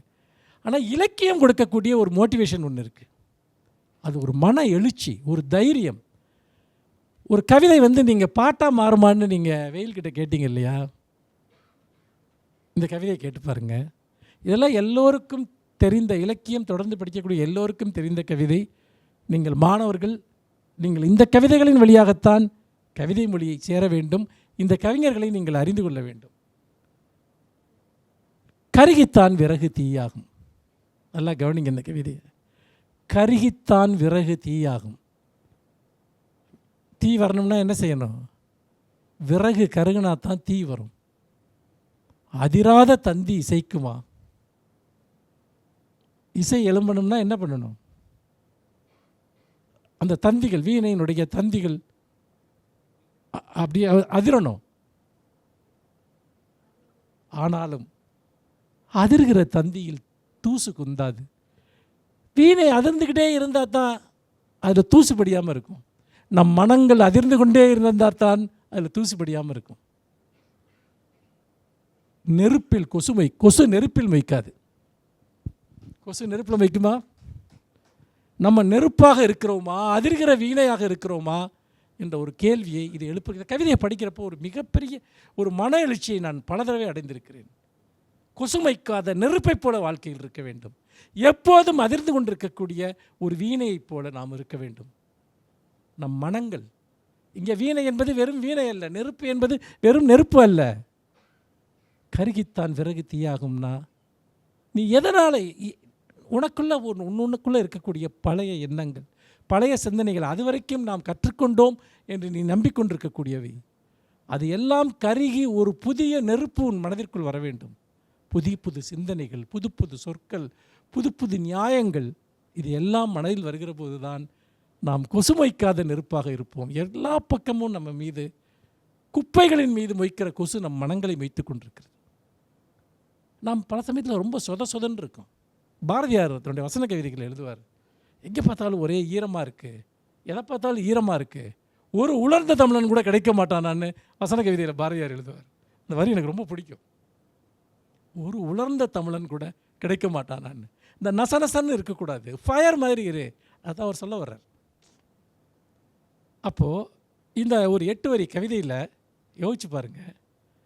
இதுக்குள்ளே வந்து யாரையாவது ஒருத்தரை வந்து மோட்டிவேட் பண்ணுங்கிற நோக்கம் இருக்கா? இல்லை. எப்படி நம்முடைய வாழ்வை அமைத்து கொள்ள வேண்டும், எப்படி நம்முடைய எக்ஸிஸ்ட் அதை எப்படி அமைத்து கொள்ள வேண்டும் என்பதை பற்றிய ஒரு பெரிய ஒரு குரலை, ஒரு பெரிய அறைகூவலை அந்த கவிதை விடுக்கிறது.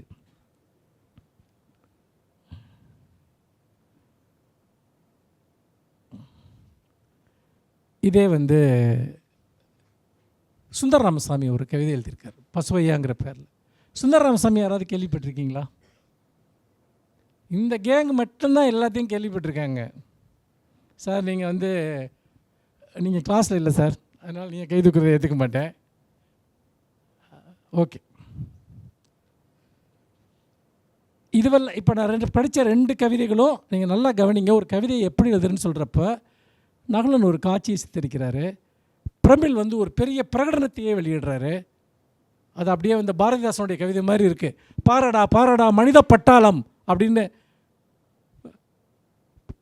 பொங்கு தமிழருக்கு இன்னல் விளைந்தால் சங்காரம் நிஜமென்று சங்கே முழங்கு அப்படின்னு ஒரு குரல் கேட்குது இல்லையா? அந்த மாதிரி இருக்குது பிரமிழோட கவிதை. கருகித்தான் விறகு தீயாகுங்கிறது. ஆனால் இதிலிருந்து ஒரு அமைதியான, பக்கத்தில் உட்காந்து உங்கள்கிட்ட பேசுகிற மாதிரி ஒரு கவிதை மொழி இருக்குது. தமிழோட பெரிய சிறப்பு என்னன்னு கேட்டிங்கன்னா, இந்த உலகத்தின் மிகச்சிறந்த எல்லா கவிதை வடிவங்களும் தமிழில் எழுதி பார்க்கப்பட்டிருக்கிறது. தமிழுக்கு அந்த பெருமை இருக்கிறது.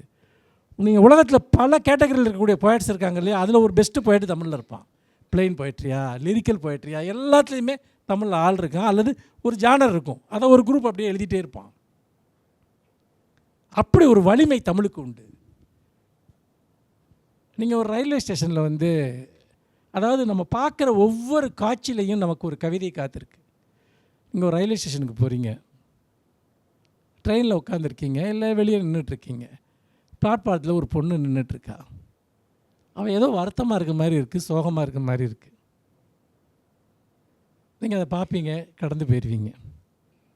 இதில் ஏதாவது கவிதை இருக்கா? இல்லை கவிதை எழுதுறதுக்கு ஏதாவது ஒரு கண்டென்ட் இருக்கா? அவன் யாருன்னு தெரியாது. எவ்வளவோ பேர் எவ்வளவோ இடத்துல வருத்தமாக தான் உட்காந்துருக்காங்க. இதில் என்ன கவிதைக்கான கண்டென்ட் இருக்குது? சுந்தர ராமசாமி ஒரு கவிதை எழுதுகிறார். இது ஏன் இதை உங்ககிட்ட சொல்கிறேன்னா, கவிதைக்கான சொல், பொருள் இதெல்லாம் நமக்கு எந்த இடத்திலும் எந்த காட்சியில் இருந்தும் கிடைக்கும் என்பதற்காக. என்ன வருத்தம் உனக்கு என்று தெரியவில்லை. முதல் லைன் ஆரம்பிக்குது பாருங்க. இப்போ நமக்கு ரொம்ப தெரிஞ்ச ஒருத்தரை வந்து இப்போ ஒருத்தவங்க சொன்னாங்க இல்லையா, கவிதைங்கிறது ஒரு மிகப்பெரிய அன்பு அப்படின்னு. அந்த அன்பு இந்த கவிதையில் எப்படி ஆப்ரேட் ஆகுதுங்கிறத உங்களுக்கு நான் சொல்லி காட்டுறேன். இந்த கவிதை எப்படி ஆரம்பிக்குது, யாரோ ஒருத்தரை பார்த்து என்ன வருத்தம் உனக்கு என்று தெரியவில்லை. யாருக்கும் தெரியாமல் இந்த ரயிலடியில் கண்களை துடைத்துக் கொள்கிறாய். சட்டுன்னு யாராவது பார்த்துருவாங்களோன்ட்டு கண்களை துடைச்சிக்கிற எத்தனையோ பேரை நீங்கள் பார்த்துருப்பீங்க. உனக்கு என்ன கஷ்டம்னு தெரில, என்ன வருத்தம்னு தெரில, யாருக்கும் தெரியாமல் இந்த ரயிலடியில் கண்களை துடைத்துக் கொள்கிறாய். உன் உதடுகள் மிக கஷ்டமாக துடிக்கின்றன. அந்த உதடு அப்படியே அந்த துயரத்தில் துடிக்குது. ஒரு அப்சர்வேஷன் சொன்னாங்க இல்லையா, கவிதைன்னா அப்சர்வேஷன். இங்கே ஒருத்தர் சொன்னார், இதுதான் அப்சர்வேஷன். உன் உதடுகள் கஷ்டமாக துடிக்கின்றன. அடுத்த வரியை கவனிங்க. தலை சீவக்கூட உனக்கு நாட்டமில்லாமல் போய்விட்டது. அவள் சரியாக தலை கூட சீவிக்கலை.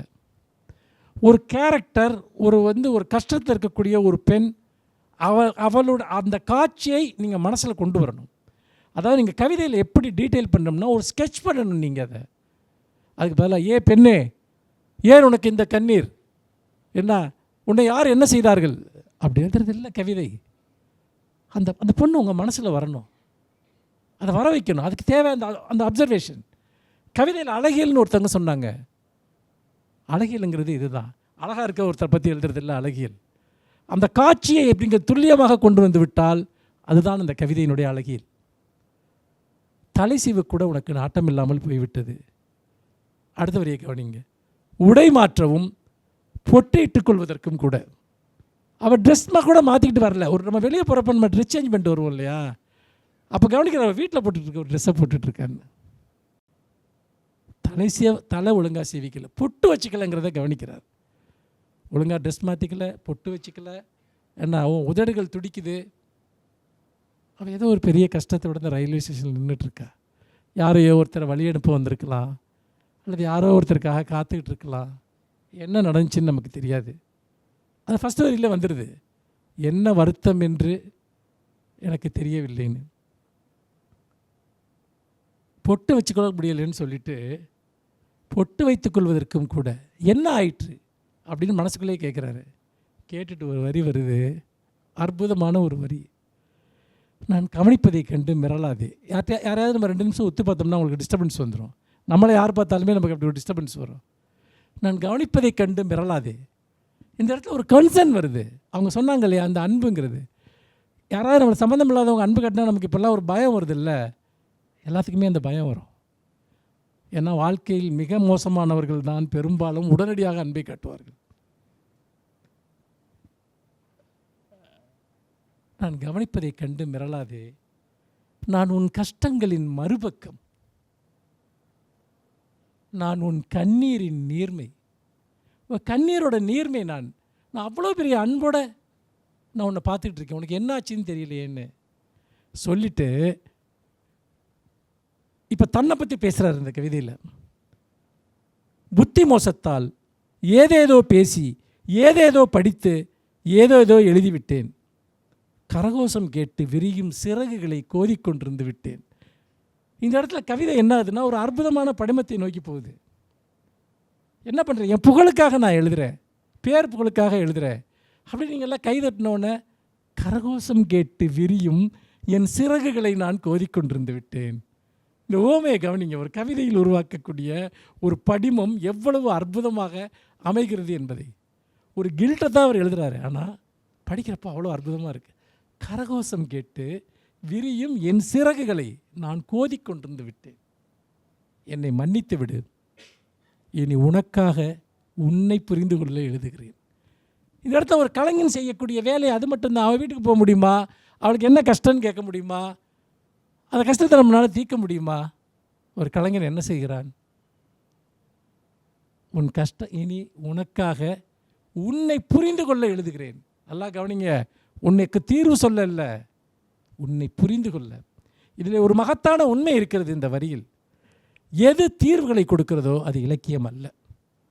இந்த உன் பிரச்சனைக்கு இதுதான் சொல்யூஷன் சொல்லுதோ அது இலக்கியம் கிடையாது, அல்லது அது போலி இலக்கியம்.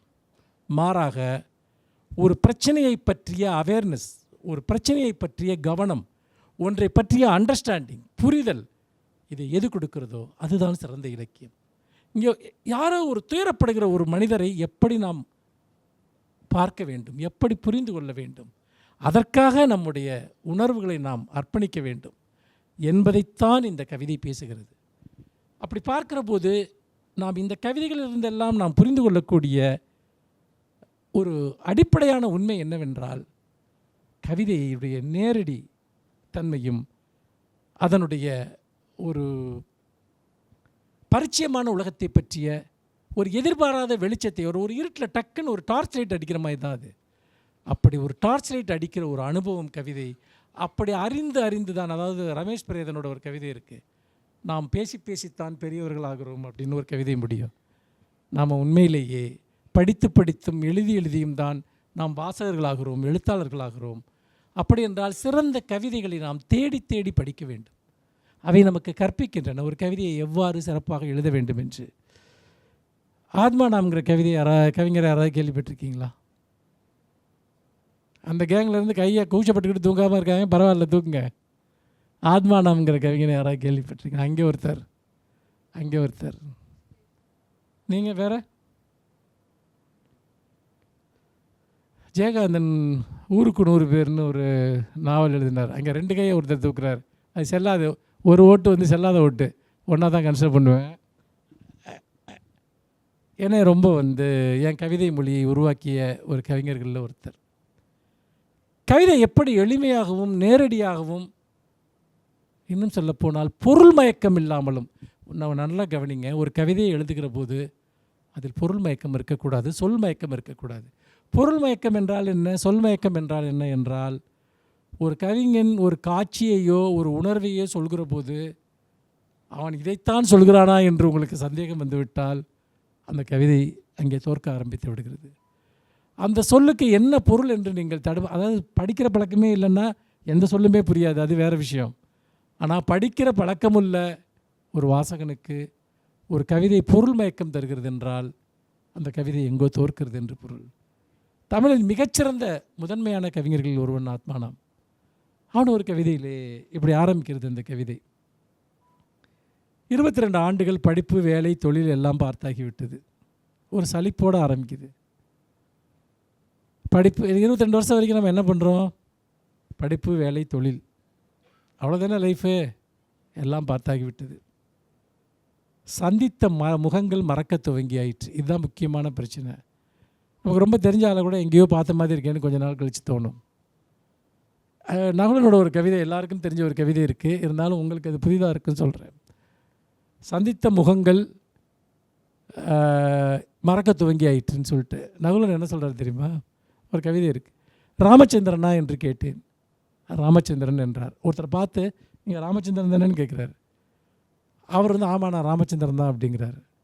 எந்த ராமச்சந்திரன் என்று நான் கேட்கவும் இல்லை, அவர் சொல்லவும் இல்லை. அந்த ராமச்சந்திரனா இந்த ராமச்சந்திரனா இவருக்கும் குழப்பமாக இருக்குது, அவரும் அதை கிளாரிஃபை பண்ண மாட்டேங்கிறாரு. மனுஷங்க கூட இருக்க உறவு எப்படி இருக்குங்கிறதுக்கு இது ஒரு உதாரணம். இப்போ நான்லாம் இருக்கேன்னா எனக்கு பேர் மறக்காது, ஆனால் ஆளை மாற்றி சொல்லுவேன். அந்த ஆளை இந்த ஆள்னு சொல்லுவேன், இந்த ஆளை அந்த ஆள்னு சொல்லுவேன். நிறையா மனிதர்களை சந்திக்கிறப்போ வரக்கூடிய சில சிக்கல்கள்.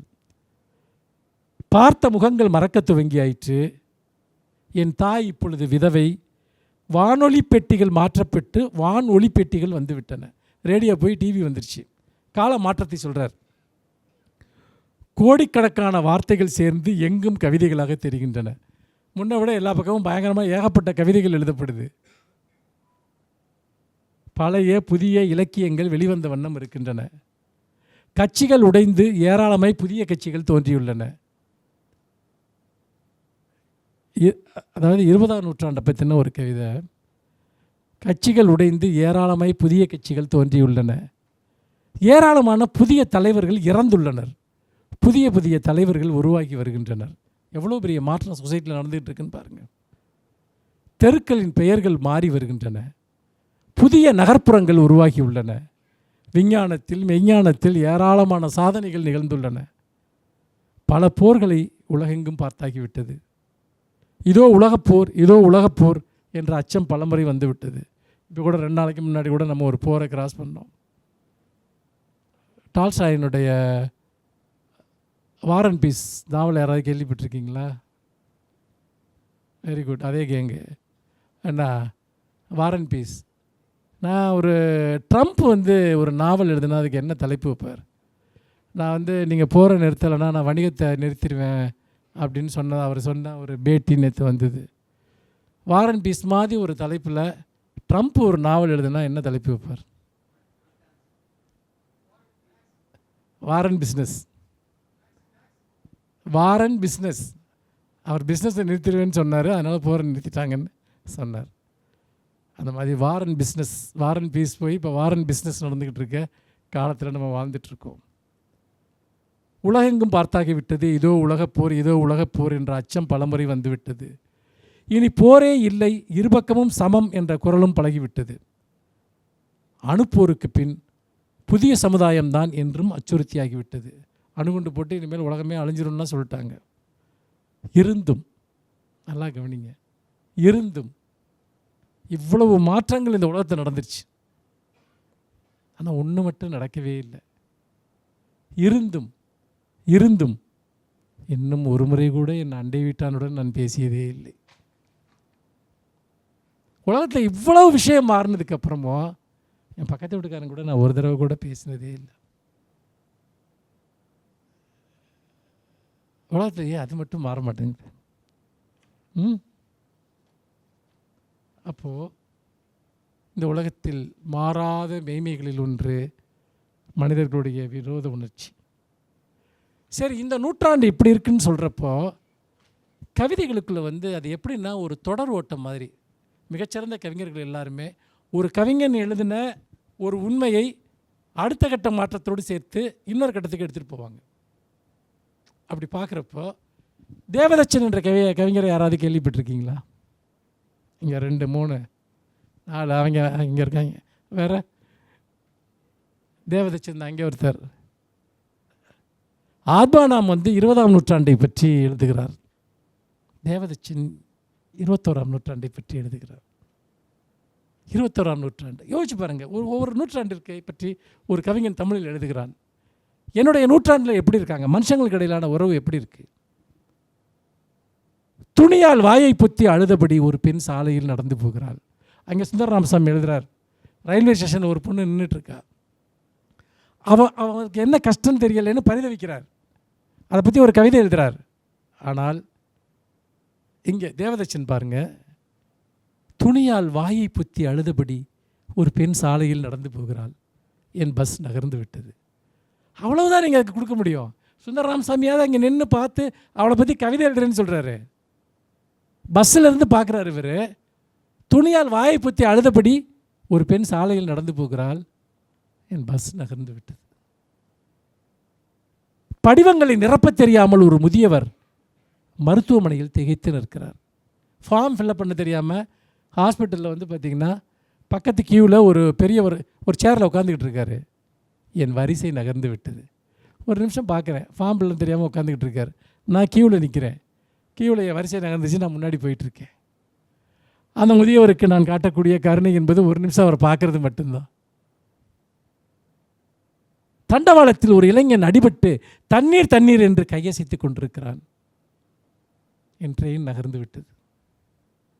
நீங்கள் என்ன பண்ண முடியும்? நீங்கள் தண்டவாளத்தில் அடிபட்டு ஒரு இளைஞன் தண்ணீர் தண்ணீர் என்று கையசைத்து கொண்டிருக்கிறான், என் ட்ரெயின் நகர்ந்து விட்டது. சொல்லிட்டு சொல்கிறாரு, எவ்வளவு நேரம்தான் நான் இல்லாமல் இருப்பது? எல்லாத்தையும் பார்க்குறேன், அந்த இடத்துல நான் இல்லாமல் இருக்கேன், பார்க்க மட்டும்தான் முடியுது. எவ்வளவு நேரம்தான் நான் இல்லாமல் இருப்பது? எவ்வளவு முடியுமோ அவ்வளவு நேரம். 21ஆம் நூற்றாண்டு எவ்வளவு நேரமோ அவ்வளவு நேரம். நண்பர்களே, இந்த கவிதைகளை நான் வெறும் கவிதைகளுக்காக வாசிக்கவில்லை. நாம் காணுகிற காட்சிகள், அந்த காட்சிகளை துல்லியமாக சொல்லக்கூடிய உணர்வுகள், அந்த உணர்வை ஒருங்கிணைக்கக்கூடிய ஒரு வாழ்க்கை தத்துவம், ஒரு வாழ்க்கை பார்வை, இதை நாம் கவிதைகளை படித்து படித்துத்தான் கற்க முடியும். சில சமயம் தோணலாம், இந்த கவிதையில் என்ன இருக்கிறது, இதை ஏன் கவிதை என்று சொல்கிறார்? நமக்கு கவிதை என்று நிறைய விஷயங்கள் போதிக்கப்பட்டிருக்கின்றன. 2000 வருடங்களாக நாம் கவிதை எழுதி கொண்டிருக்கக்கூடிய ஒரு மொழி, எவ்வளவோ விதமான கவிதைகள் இங்கே போதிக்கப்பட்டிருக்கின்றன.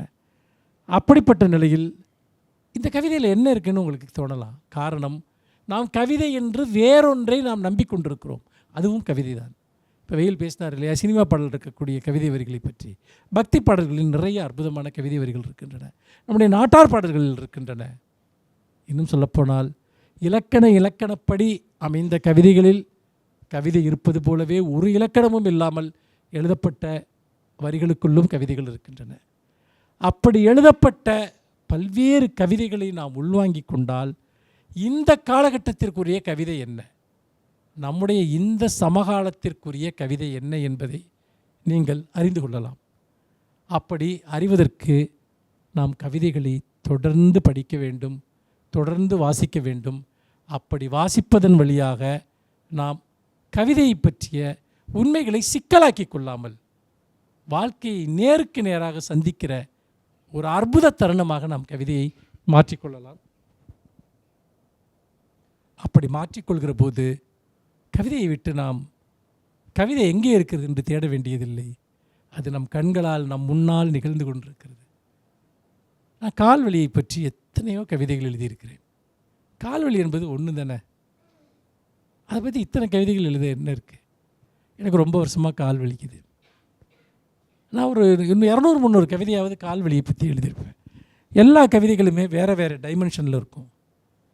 எந்த நாளில் எனக்கு கால் வலிக்கிறது, நான் எந்த மனநிலையில் இருக்கிற போது எனக்கு கால் வலிக்கிறது, நான் எத்தகைய பிற பிரச்சனைகள் இருப்பதோடு அதனுடைய குறியீடாக என் கால்வலி இருக்கிறது என்று. இந்த ஃபஸ்ட்டில் ஒரு கவிதை வரி சொன்னேன் இல்லையா, எனக்கு ஏன் என்னை ஓட சொல்கிறீங்க, எனக்கு நடக்கத்தான் தெரியும், எனக்கு நடக்கத்தான் பிடிக்கும்னு ஒருத்தவங்க எழுதியிருந்தாங்கன்னு. நான் ஒரு கவிதை வரி ஒன்று எழுதியிருக்கேன். என்னுடைய ஒரு கவிதை ஒன்று இருக்குது. ஸ்டேஷனிலிருந்து வீட்டிற்கு எவ்வளவு தூரம் என்று கேட்டார். நான் நடக்கிற தூரம்தான் என்று சொன்னேன். இது வரைக்கும் கவிதை ஒரு பார்ட்டு. இப்போ உங்கள் வீட்டில் இருந்து கொஞ்சம் தூரத்தில் ரயில்வே ஸ்டேஷன் இருக்குதுன்னு வைங்க. அப்போ நீங்கள் இயல்பாக சொல்லக்கூடிய ஒரு பதில் என்ன? ஸ்டேஷனிலிருந்து வீடு எவ்வளவு தூரம் என்று கேட்டார். நான் நடக்கிற தூரம்தான் என்று சொன்னேன். அவரால் எவ்வளவு தூரம் நடக்க முடியும் என்று நான் அப்போது யோசிக்கவே இல்லைன்னு. நம்ம சொல்லக்கூடிய சொல்யூஷன்ஸ், தீர்வு. நடக்கிற தூரம் சொல்கிறீங்க, நீங்கள் நடக்கிற தூரமும் இன்னொருத்தர் நடக்கிற தூரமும் ஒன்றா? இல்லை. நம்ம எப்போவுமே சப்ஜெக்டிவாக யோசிப்போம், ஆப்ஜெக்டிவாக யோசிக்க மாட்டோம். அவரால் எவ்வளவு தூரம் நடக்க முடியும் என்று நான் கேட்கவே இல்லை.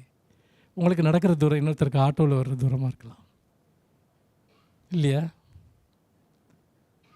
அப்படி பார்க்கிற போது நண்பர்களே, கவிதை என்பது நாம் அறிந்த உண்மைகளை மேலும் அறிவதற்கு அல்லது சில சமயம் தலைகீழாக அறிவதற்கு கவிதைகள் நமக்கு வழிகாட்டுகின்றன. நம்ம நிறைய கவிதைகளை உட்கார்ந்து படிக்கணும், பேசணும், விவாதிக்கணும். எனக்கெல்லாம் சின்ன வயசில் ஒரு பழக்கம் உண்டு. என்னுடைய நண்பர்கள்ட்ட எனக்கு பிடிச்ச கவிதைகள்லாம் படித்து காட்டுவேன். இப்போவும் என்னுடைய இளம் நண்பர்கள், என்னை தேடி வரக்கூடிய மாணவர்களிடம் நான் கவிதைகள் படித்து காட்டுகிறேன். அவர்களுக்கு அதை எடுத்துச் சொல்கிறேன். அவர்கள் வேறு கோணத்தில் புரிந்து கொள்கிற போது, ஓ, இதற்கு இப்படி ஒரு கோணம் இருக்கிறதா என்று நான் வியப்பில் ஆழ்ந்திருக்கிறேன். அப்படியெல்லாம் நாம் பார்க்கிற போது பூமா ஈஸ்வரமூர்த்தியினுடைய ஒரு கவிதை இருக்கிறது. சில கவிதைகள்லாம் அப்படி கண்ணில் ஒரு பெரிய பளிச்சுன்னு ஒரு வரி மாதிரி அடிக்கும். என் அன்பை பொய் என்று சொல்லுங்கள். நிறைய பேர் அப்படி தான் சொல்லுவான். இதெல்லாம் சும்மா நீ பொய் உன்னுடைய அன்புமா. என் அன்பை 2 தடவை அந்த வார்த்தையை பயன்படுத்துகிறார். கவிதையில் ஒரு விஷயம் கற்றுக்க வேண்டியது, சில இடங்களில் இந்த ரிப்பீட் இருக்கு இல்லையா, அதுக்கு ஒரு அற்புதமான ஒரு, என் கவிதைகளில் நிறைய இடங்களில் இந்த ரிப்பீட் வேர்ட்ஸ் நான் யூஸ் பண்ணுவேன். எல்லா கவிதைகளையும் யூஸ் பண்ணக்கூடாது, அது ரொம்ப தேவைப்படுற இடத்துல அதை சொல்லணும். என் அன்பை, அந்த முதல் என் அன்பைங்கிறது சாதாரணமாக இருக்குது. ரெண்டாவது அன்பு வேறு மாதிரி இருக்குது. என் அன்பை பொய் என்று சொல்லுங்கள், அப்போதுதான் இன்னும் பிரியமாய் தொடமையில்லை. அப்போ தான் என் அன்பை நான் இன்னும் ப்ரூவ் பண்ண நம்ம பார்ப்பேன். நான் வந்துட்டு என்னை பொய்ன்னு சொல்லு, நாளே வரி. அது கொடுக்கக்கூடிய ஜெர்க் இருக்கு இல்லையா, இவ்வளோ போதும் கவிதைக்கு. கவிதையில் எல்லாத்தையும் விளக்கணும் அப்படின்னு நம்ம நினைக்க வேண்டிய அவசியம் இல்லை. கவிதை படிக்கக்கூடிய மனம் என்பது தன்னளவிலேயே எல்லாவற்றையும் ஏற்கனவே புரிந்து கொள்ளக்கூடியவர்கள் தான் கவிதை படிக்கிறார்கள், கவிதை எழுதுகிறார்கள். அது ஒரு நுட்பமான உரையாடல், ஒரு ரகசிய உரையாடல், பரிபாஷை. அப்படி பார்க்குற போது என் அன்பை பொய்ன்னு சொன்னால் நான் இன்னும் நெருக்கமாக தொட முயல்வேன். என் கவிதைகள் உங்களுக்கு புரியவில்லை என்று சொன்னால் அதை நான் இன்னும் பெரிய ஆழமாக உங்களுக்கு அதை நான் புரிய வைப்பேன்.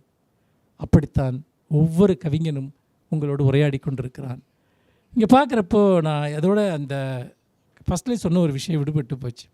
இங்கே நிறைய பேர் கவிதைகள் படிச்சிங்க இல்லையா, அது எனக்கு 2 விதமாக அந்த கவிதைகள் என் மனசில் பதிஞ்சுது.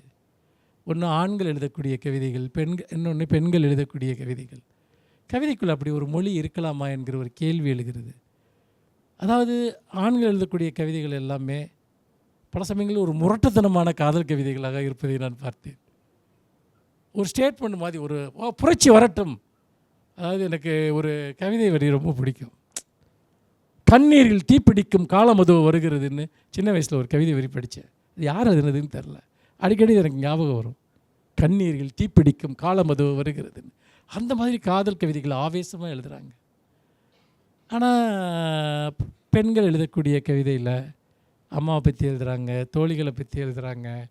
ஒரு காதல் கவிதை எழுதினா கூட அது ஆண் சொல்வது போன்று இன்னொரு பெண்ணை பற்றி எழுதுகிறார்கள் என்றால், பெண்களுடைய வாழ்க்கையிலும் காதல்கள் இருக்கின்றன, பிடித்த மனிதர்கள் இருக்கிறார்கள், ஆண்கள் இருக்கிறார்கள்.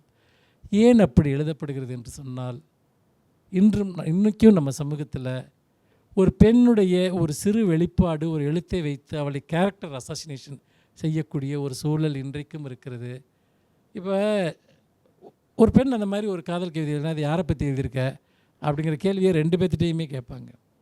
ஆனால் அதனுடைய விளைவுகள் ஆண்களுக்கு பெருசாக ஒன்றும் கிடையாது, பெண்களுக்கு அதனுடைய விளைவுகள் ரொம்ப ஜாஸ்தியாக இருக்குது. சில இடத்துல பார்த்திங்கன்னா அந்த பிள்ளை காலேஜுக்கு போயிருந்தால் அந்த காலேஜை விட்டு நிறுத்திடுவானுங்க. வெளியே இப்போ இந்த பிள்ளை போயிட்டு ஏதாவது மீட்டிங் எங்கேயும் போயிட்டு இருந்துச்சுன்னா போகக்கூடாதுன்னு சொல்லிடுவாங்க. அதோட செல்ஃபோனை வாங்கி பார்ப்பாங்க. இப்படிலாம் நிறையா கேவலமான மனிதர்கள் வாழக்கூடிய ஒரு உலகம் அது. அப்படி பார்க்குற போது தன்னை மறைத்து கொண்டு, தன்னுடைய உணர்வுகளை மறைத்து கொண்டு ரொம்ப சேஃபாக எழுத வேண்டிய ஒரு மன நெருக்கடி பெண்களுக்கு ஏற்படுகிறது. ஆனால் இதெல்லாமே அப்படி எழுதுகிற காலம் முடிந்து கொண்டும் இருக்கிறது. இன்றைக்கி பெண்களுக்கு நிறைய ஸ்பேஸ் உருவாகியிருக்கு. நிறைய பேர் இன்றைக்கி மிகச்சிறந்த ஒரு துணிச்சலான கவிதைகளை எழுதக்கூடிய பெண் கவிஞர்கள் தமிழிலேயே வந்து விட்டார்கள். குட்டி ரேவதி, சல்மா, சுகேதராணி, நிறைய பேர் இன்றைக்கு ஒரு தமிழில் ஒரு 40-50 முதல்நிலை பெண் கவிஞர்கள் எழுதி கொண்டிருக்கிறார்கள். அந்த காலம் முடிந்து கொண்டிருக்கிறது. நீங்கள் அவர்களுடைய கவிதைகளை எல்லாம் நீங்கள் நிச்சயமாக படிக்க வேண்டும். அது உங்களுக்கு உங்கள் மொழியை விடுதலை செய்யும், உங்கள் மொழியை மேலும் சுதந்திரமானதாக ஆக்கும். உங்களுக்கு தமிழ் மீது மிகுந்த ஈடுபாடு இருக்கிறது. கவிதை வாசிப்பதில் உங்களுக்கு ஒரு பெரிய அக்கறை இருக்கிறது. பொருள் உணர்ந்து கவிதை சொல்லக்கூடிய ஒரு பாங்கை நான் இங்கே நீங்கள் மேடையில் கவிதை வாசித்த போது பார்த்தேன். நிச்சயமாக உங்களுக்குள் ஒரு படைப்பாளி, ஒரு படைப்புத்திறன் மிக்கவர்கள் உங்களுக்குள் இருக்கிறார்கள். அந்த வகையில் நான் இந்த உரையை இன்னும் விரிவாக பல்வேறு தளங்களில் திட்டமிட்டிருந்தாலுமே கூட இங்கே நமக்கு நேரம் கடந்து, காலையிலிருந்தே இந்த அமர்வுகள் சற்று நேரம் கடந்து சென்று கொண்டிருப்பதாலும், சாம்ராஜ் அவர்கள் உங்களிடம் உரையாற்ற வேண்டியிருப்பதாலும் இத்தோடு இந்த உரையை முடிக்கிறேன். ஆனால் வருடம் முழுக்க நான் இங்கு தான் இருக்கிறேன். நீங்கள் எப்போது வேண்டுமானாலும் இங்கு வரலாம். எங்கள் கவிதை வாசிப்பு பயிலரங்குகளில் நீங்கள் பங்கேற்கலாம். ஒவ்வொரு சனிக்கிழமையும் நாங்கள் கவிதை வாசிப்பு நிகழ்வுகளை நிகழ்த்துகிறோம். அதை பற்றி ரீல்ஸ் பண்ணுறோம். இந்த தொடர்புகள் என்பது, இங்கே நீங்கள் வந்திருப்பது என்பது ஒரு நீண்ட பயணத்தினுடைய ஒரு தொடக்கப்புள்ளியாக இருக்க வேண்டும் என்பதுதான் என்னுடைய விருப்பம். உங்களுக்கு ஏதாவது கேள்விகள் இருந்தால் நீங்கள் கேட்கலாம், சந்தேகங்கள் இருந்தால் கேட்கலாம். சில நிமிடங்கள் நாம் உரையாடிவிட்டு நாம் பிறகு தேநீருக்கு செல்லலாம். அதற்கு பிறகு சாம்ராஜ் உங்களிடம் உரையாடுவார்.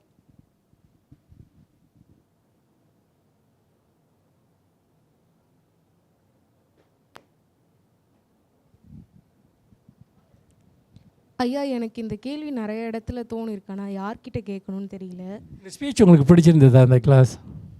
ரொம்ப பிடிச்சிருந்ததுங்க. அதை முதல்ல சொல்லுங்கள். எவ்வளோ டயர்டாக கஷ்டப்பட்டு பேசுகிறேன்ல. மன்னிச்சிருங்க ஐயா. மிக சிறப்பான உரை வந்து நீங்கள் எங்களுக்கு சொல்லியிருக்கீங்க. ஒரு கவிதை எழுதுறதை பற்றி புதுசாக ஒரு பார்வையை நீங்கள் எங்களுக்காக உருவாக்கி கொடுத்துருக்கீங்க. என்னுடைய கேள்வி என்ன அப்படின்னா, இப்போது சங்க காலத்துலேருந்து இப்போ இருக்கிற இங்கே இருக்கிறவங்க வரைக்கும் நீங்கள் சொன்ன மாதிரி ஆண்கள் அப்படின்னும் பொழுது பெண்களை பற்றி வர்ணிக்கிறது வந்து ரொம்ப யதார்த்தமாகிடுச்சு. அது நிறைய நேரங்கள் என்ன ஆகுதுன்னா, காதல் அப்படிங்கிற ஒரு வட்டத்தோடு நின்றுது. அதுவே ஒரு பெண்ணுக்கு வரும்போது அந்த சுதந்திரம் கிடைக்கிறதில்ல. இப்போது ஆண்களுக்கு இருக்க இந்த பார்வை வந்து கவிதை மூலமாக நம்ம மாற்றுறது எப்படின்னு நீங்கள் நினைக்கிறீங்க ஐயா? பொதுவாக அதை மாற்றணுங்கிறத விட சங்கப்பாடல்களில் பெண் கவிஞர்கள் எழுதிய பாடல்களை பாருங்கள். அது மிக அழகாக ஆண்களை பற்றிய சித்திரங்கள், ஆண்கள் மீதான அந்த காதல் எல்லாமே அவ்வளவு இன்டென்ஸாக பேசுகிறாங்க சங்கப்பாடல்களில். பின்னாடி தான் ஏதோ ஒரு விதமான நெருக்கடி உருவாயிடுச்சு. நான் என்ன சொல்கிறேன் அப்படின்னு சொன்னால், சங்க காலத்தையே நீங்கள் மறந்துடுங்க. நான் என்ன சொல்கிறேன்னா, அதை ஒரு பாடமாக ஒரு படிப்பினையாக நாம் படிக்கலாம். இன்றைக்கி சங்ககால வாழ்க்கையில் இருக்க ஏதாவது நம்ம வாழ்க்கையில் இருக்கா? நம்ம வாழ்க்கை முறையில், சிந்தனையில், நம்முடைய அணுகுமுறையில் ஏதாவது அந்த உணவு, அந்த உடை, அந்த மனப்பான்மை, இலக்கியத்தை மட்டும் ஏன் நம்ம சங்ககாலத்தை ஒரு அளவுகோலாக வச்சுக்கணும்? சமகாலத்தில் வாழ்வோம், சமகால உணர்வுகளை பேசுவோம். ஒரு ஆணுக்கு வந்து பார்த்திங்கன்னா ஒரு பொண்ணை பிடிச்சிருக்கு, ஒரு பொண்ணை பற்றி அவன் ரொம்ப எமோஷனலாக ஒரு ஒரு ஆண் கவிதை மொழின்னு கூட வச்சுங்க இருந்ததுன்னா, அதே மாதிரி பொண்ணுங்களுக்கும் ஆண்களை பிடிக்கும் தானே. அப்போ வந்து பார்த்திங்கன்னா அதை எழுதுவதற்கான மொழியை நாம் உருவாக்குவோம். அதுதான் பாலின சமத்துவம். நீ எழுதாதுன்னு சொல்கிறதில்ல. எழுதப்பட்ட பிரதிகளை பற்றி விவாதிக்கலாம். ஆனால் அழகுணர்ச்சி, காதல் இரண்டும் ஆண்களுக்கும் பெண்களுக்கும் பொதுவான ஒன்று. ஆனால் பெண்கள் தடுக்கப்பட்டிருக்கிறார்கள். பெண்களுடைய மொழி முறிக்கப்பட்டிருக்கிறது. நாம் அந்த சுதந்திரத்திற்காகத்தான் போராட வேண்டும். சில சமயத்தில் வந்து ரொம்ப கொச்சையாக எழுதக்கூடியவங்க, பெண்களுடைய ஒரு இருப்பை, உடலை இழிவுபடுத்தக்கூடியவர்கள், அவர்கள் சில எழுத்தாளர்கள் இருக்கிறார்கள். அவர்களுக்கு எதிரான போராட்டம் என்பது எப்பொழுதுமே இருக்கும்.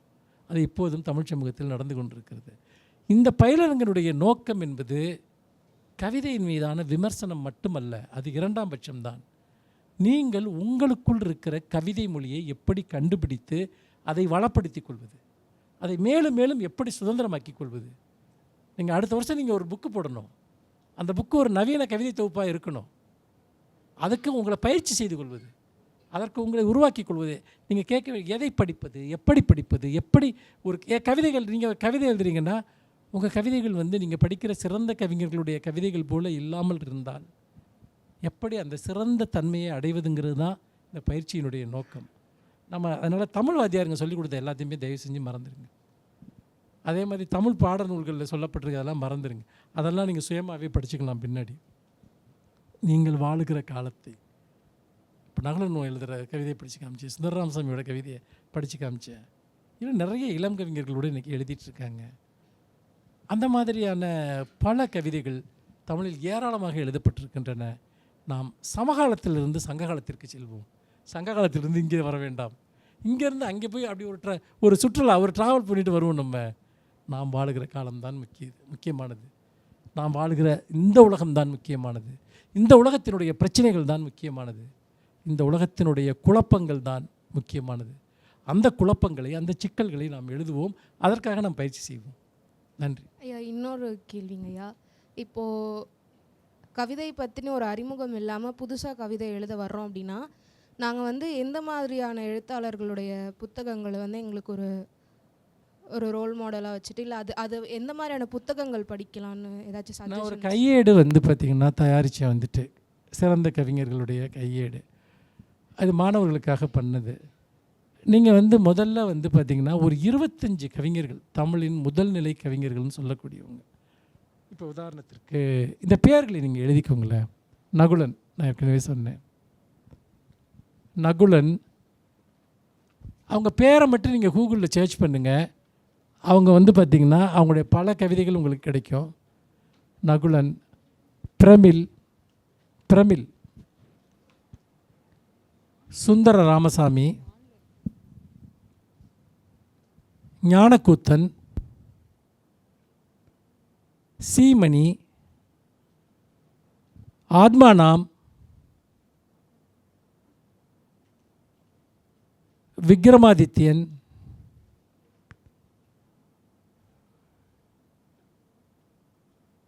வண்ண நிலவன் கல்யாண்ஜி கலாப்பிரியா தேவதச்சன் மு சுயம்புலிங்கம்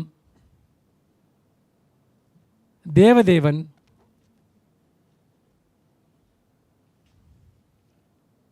சமயவேல் என் டி ராஜ்குமார்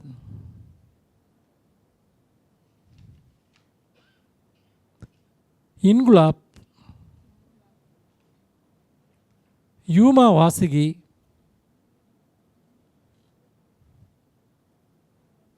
ரமேஷ் பிரேதன்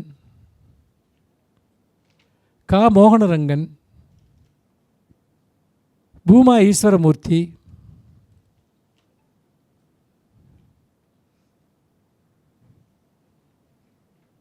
சுகீர்தராணி தமிழச்சி தங்கபாண்டியன் சல்மா குட்டி ரேவதி இசை வெயில்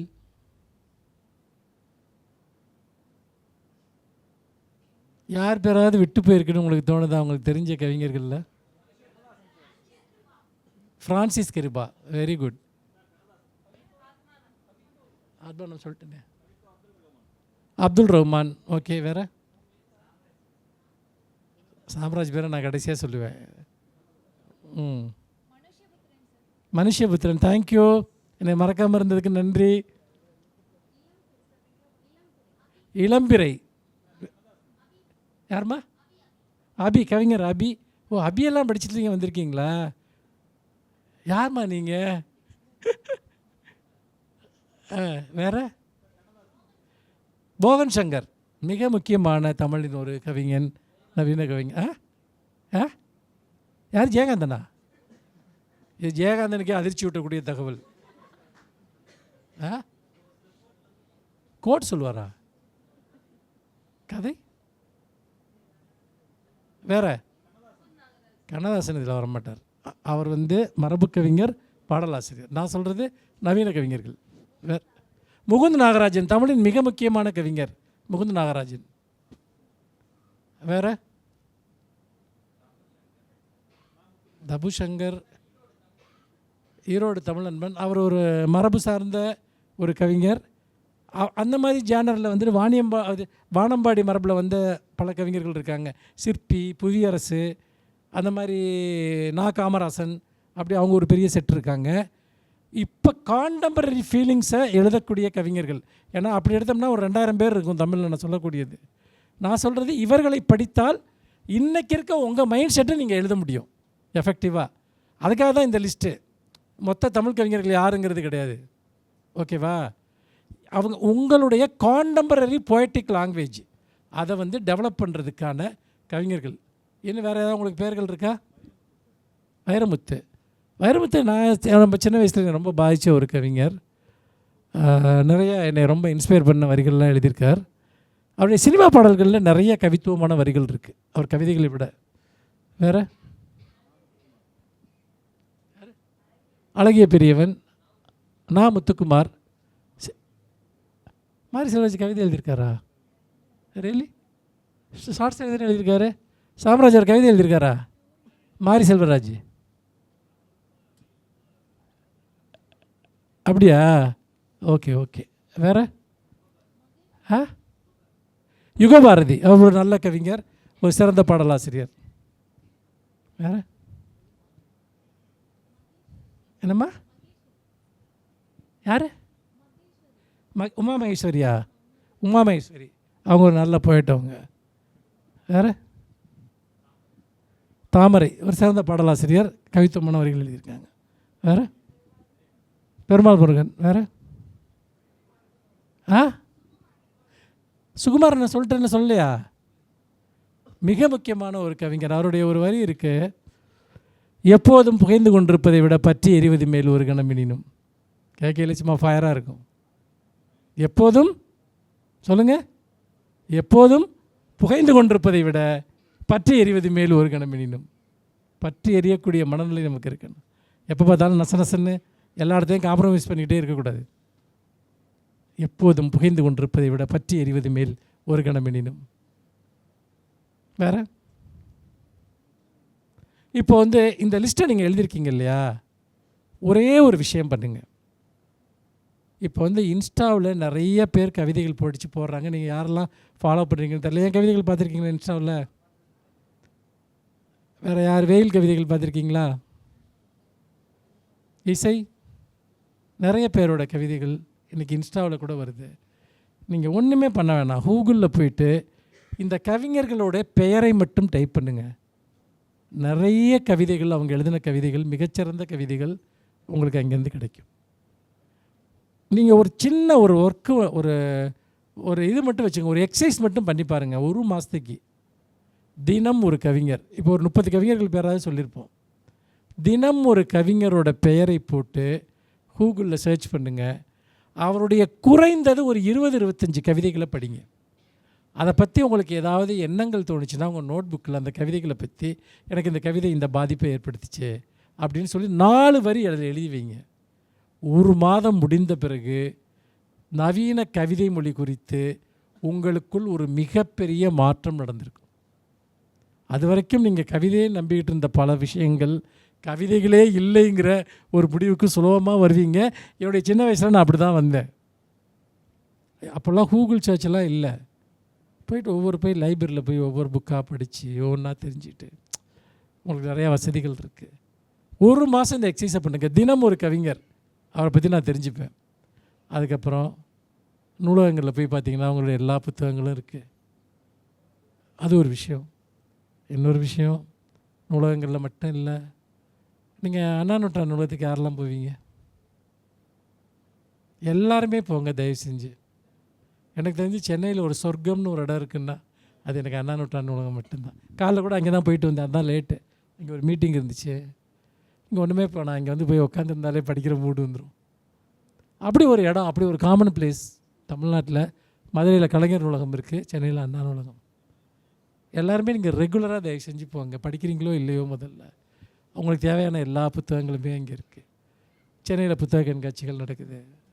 நீங்கள் வாங்க, வந்துட்டு நீங்கள் இந்த செஷனை, இங்கே இந்த ஒர்க் ஷாப்புக்கு வந்ததை ஏதோ ஒரு சம்மரில் வந்த ஒரு இடமா நினைக்க வேண்டியதில்லை. போன வருஷம் இந்த கேம்புக்கு வந்தவங்க நிறைய பேர் இங்கே வந்து பார்த்திங்கன்னா தொடர்ந்து வந்துட்டுருக்காங்க. ஒரு ரொம்ப கனெக்டடாக இருக்காங்க. இன்றைக்கி வந்து அவங்க பலரும் இன்றைக்கி அறியப்பட்டவங்களாக மாறியிருக்காங்க, சிறந்த மேடை பேச்சாளராக ஆயிருக்காங்க. இது ஒவ்வொன்றுமே நகுலனோட கவிதை சொன்ன மாதிரி அது உங்களுக்காக திறக்கிற கதவுகள். இது ஒரு சம்பிரதாயமான ஒர்க் ஷாப் இல்லைங்கிறத மறந்துடுறாங்க. நீங்கள் கவிதை எழுதுவது எப்படின்னு ஒரு ஒர்க் ஷாப் போட்டு ஒரு 2000 ரூபா கட்டுங்க ஒரு நாள்லன்னு கேட்குற ஆளுங்க இருக்காங்க. ஏஐ பற்றி கற்றுத்தர்றான், 3000 ரூபா கட்டுங்க, 4000 ரூபா கட்டுங்கன்னு இதே ஊரில் மூளைக்கு மூளை இந்த பிஸ்னஸ் நடக்குது. ஆனால் நம்ம தமிழ்நாடு கவர்மெண்ட்டு என்கிட்ட இந்த பணியை செய்யும்படி கொடுத்துருக்கிறார்கள். உங்களையெல்லாம் பார்த்துக்கிறது தான் எனக்கு இந்த 2 வாரமும் முழு பொறுப்பாக கொடுத்துருக்கிறார்கள். உங்களுக்கு ஏதாவது தேவைகள் இருந்தால் கூட நீங்கள் சொல்லலாம். நிச்சயமாக இந்த அரசாங்கம், நாங்கள் எல்லோருமே உங்களுடைய படைப்பாற்றலுக்காக உங்களுக்கு தேவையான எதை வேணாலும் நாங்கள் பண்ணி கொடுக்க தயாராக இருக்கோம். இது வந்து வெறும் வாய் வார்த்தை அல்ல, ஏற்கனவே இந்த பணியை செய்து கொண்டிருக்கிறோம். இது உங்களுடைய இடம். இந்த ஒர்க் ஷாப் முடிஞ்சதுக்கப்புறமும் இது உங்களுடைய இடம்தான். கனெக்டிவிட்டி தான் ரொம்ப ரொம்ப முக்கியமானது. நம்ம வந்து அந்த கனெக்டிவிட்டி நீங்கள் எவ்வளோ தூரம் நீங்கள் முன்னெடுத்து போகிறீங்களோ அந்தளவுக்கு இதனுடைய பயன்கள் உங்களுக்கு கிடைக்கும். வேறு கேள்விகள் தான் இருக்கா? ஷார்ட்டாக முடிச்சிடலாம். ஒரே ஒரு கேள்வி. 20ஆம் நூற்றாண்டுக்கு முன்னாடி எழுதின கவிதைகளுக்கும் இப்போ 19ஆம் நூற்றாண்டு தொடங்கி எழுதியிருப்பாங்கள்ல, அந்த கவிதைக்கும் இப்போ 20ஆம் நூற்றாண்டுக்கு பின்னாடி வந்த கவிதைக்கான அந்த உயிர்ப்பு தன்மை எந்த மாதிரி இருக்குது? அப்புறம் இப்போ முன்னாடியே நூல்கள்லாம் போட்டிருப்பாங்கள்ல பிரபலமானவங்க, இப்போ நீங்கள் உட்பட நிறைய பேர் போட்டிருக்காங்க, அந்த நூல்கள் மட்டும் ஏன் அதிகமாக விற்பனை ஆகுது? இப்போ எங்களை மாதிரி வளர்ந்து வரும் எழுத்தாளர்களோ இல்லை வேறு யாராவது நூல்கள் போட்டால் அதிகமாக விற்பனை ஆகிறதில்ல, அந்த பழமையான நூல்களையே மக்கள் அதிகமாக வாங்குவதற்கான நோக்கம் என்ன, காரணம் என்னன்னு சொன்னீங்கன்னா நல்லா இருக்கும். அதாவது அந்த நூல்கள் பழமையாக இருப்பதனாலோ ஒருத்தர் பிரபலமாக இருக்கிறதுனால அந்த புத்தகங்கள் வாங்கப்படுறதில்லை. இப்போ நீங்கள் வந்து என்னுடைய ஒரு புத்தகத்தை நீங்கள் வாங்குறீங்க, அந்த புத்தகம் உங்களுக்கு எதையாவது ஒன்று கொடுத்துருந்தா நீங்கள் என்ன பண்ணுவீங்க? இன்னொரு புத்தகத்தை வாங்குவீங்க. அது உங்களுக்கு ஏதாவது ஒரு எக்ஸ்பீரியன்ஸை கொடுத்துருந்தா இன்னொரு புத்தகத்தை வாங்குவீங்க.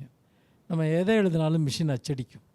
ஆனால் நீங்கள் எழுதுகிற புத்தகம் என்பது இதுவரைக்கும் கொடுக்காத ஒரு சிறந்த அனுபவத்தை மொழி ரீதியாகவோ பொருள் ரீதியாகவோ வாசகர்களுக்கு கொடுத்துருந்தா நீங்கள் ஆட்டோமேட்டிக்காக பிரபலமாகிடுவீங்க.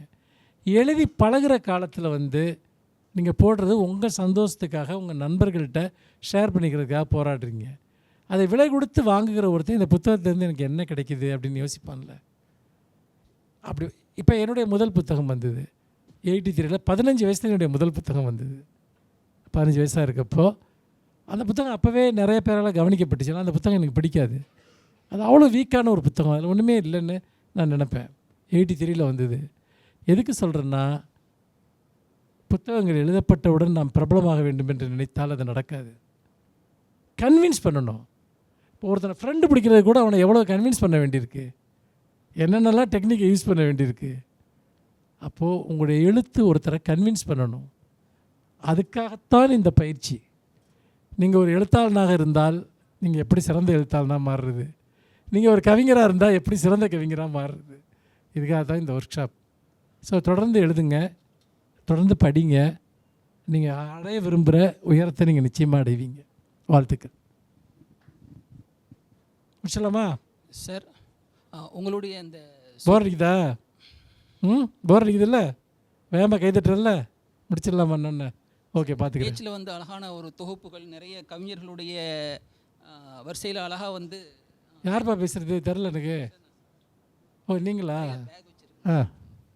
அழகாக வந்து தொகுத்து சொல்லியிருந்தீங்க. நிறைய கவிஞர்களுடைய உதாரணங்களோடு அழகாக சொல்லியிருந்தீங்க. முதல்ல நீங்கள் நடத்திய அந்த கவிதை இதில் வந்து நானும் பேர் கொடுக்கலான்னு பார்த்தேன். எனக்கு அனுமதி மறுக்கப்பட்டுச்சு, ஏன் தெரில. இல்லை ஆக்சுவலாக இப்போ உங்களெல்லாம் நாங்கள் கெஸ்ட்டாக தான் வந்துட்டு கூப்பிட்டுருக்கோம். ஆக்சுவலாக நான் இவங்க இது முழுக்க ஸ்டூடெண்ட்ஸ்க்கான ப்ரோக்ராம். ஸ்டூடெண்ட் தான், பல்கலைக்கழக மாணவர் தான்.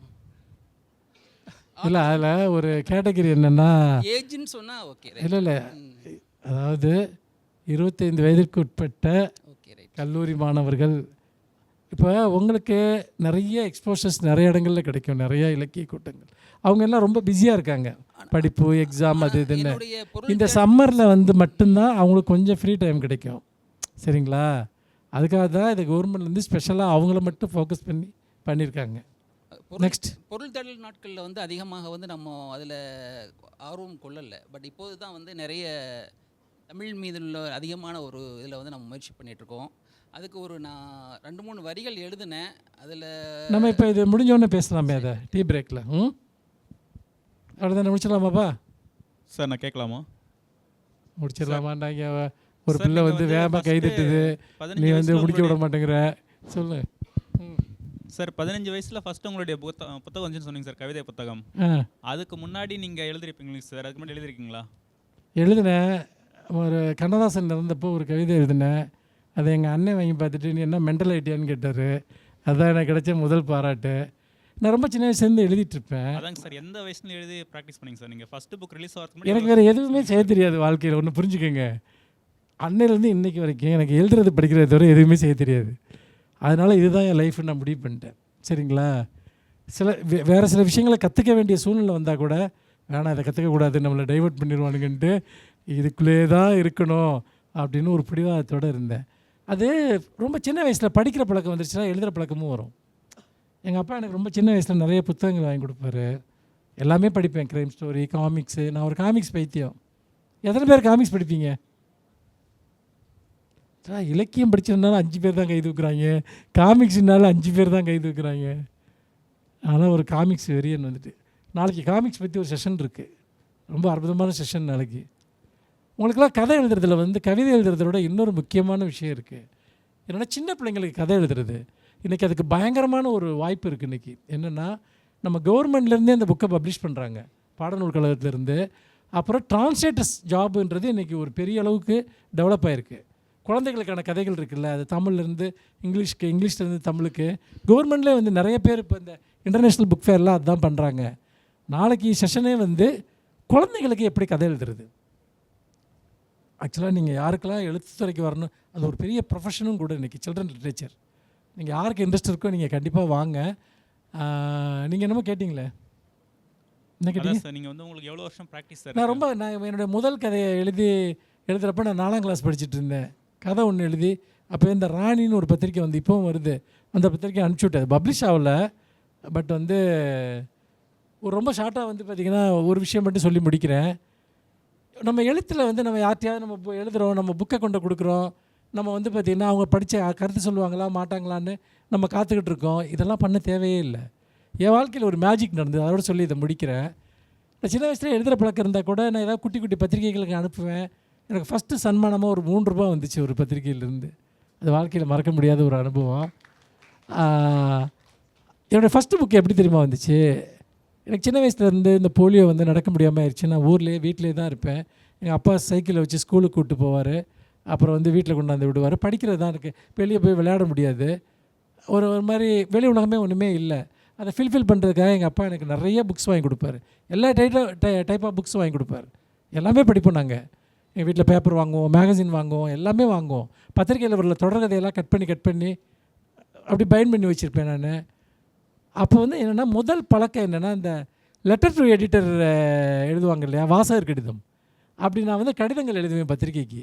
அது எல்லா பத்திரிகையிலையும் என் பேரோடு வரும், என் ஊர் பேரோட. அது வாழ்க்கையில் ஒரு பெரிய அச்சீவ்மெண்ட் மாதிரி எனக்கு இருந்தது, பெரிய அச்சீவ்மெண்ட் மாதிரி இருந்தது. தர்மதுரை படம் பார்த்தீங்களா யாராவது? அது ஒரு பொண்ணு லைப்ரரியிலேருந்து லெட்டர் எழுதுவாளே பத்திரிக்கைக்கு, ஞாபகம் இருக்கா அவங்களுக்கு? கிட்டத்தட்ட நான் தான் அது. அந்த மாதிரி தான் நான் வந்து லெட்டர்லாம் எழுதி போடுவேன். அப்படி எழுதி போயிட்டுருக்கையில் கல்கண்டு பத்திரிகை நீங்கள் கேள்விப்பட்டிருக்கீங்களான்னு தெரில, குமுதத்தோடு சேர்ந்து வந்தது. லேனா தமிழ்வானுடைய மகன், தமிழ்வானுடைய மகன் லேனா தமிழ்வான், அவர் தான் இப்போ ஆசிரியராக இருந்தார். அவர் என்னாச்சுன்னு கேட்டிங்கன்னா, அப்போவே இந்த கவிதை பிடிக்கிற பழக்கம் வந்ததுனால என்னுடைய லெட்டர்லாம் ரொம்ப பொயட்டிக்காக இருக்கும், ரொம்ப கவித்துவமாக எழுதுவேன். அப்போ வைரமுத்தோட இன்ஃப்ளூயன்ஸ் வேறு எனக்கு ரொம்ப இருந்தது, வைரமுத்து, மூமேத்தாலாம். அப்போ வழக்கமாக எழுதுகிற மாதிரி லெட்டர் எழுத மாட்டேன், ரொம்ப கவித்துவமாக எழுதுவேன். இந்த கதை நல்லா இருந்துச்சுன்னு தான் எழுதுவேன், இந்த கட்டுரை நல்லா இருந்துச்சுன்னு எழுதுவேன், ஆனால் ரொம்ப பொயட்டிக்காக எழுதுவேன்.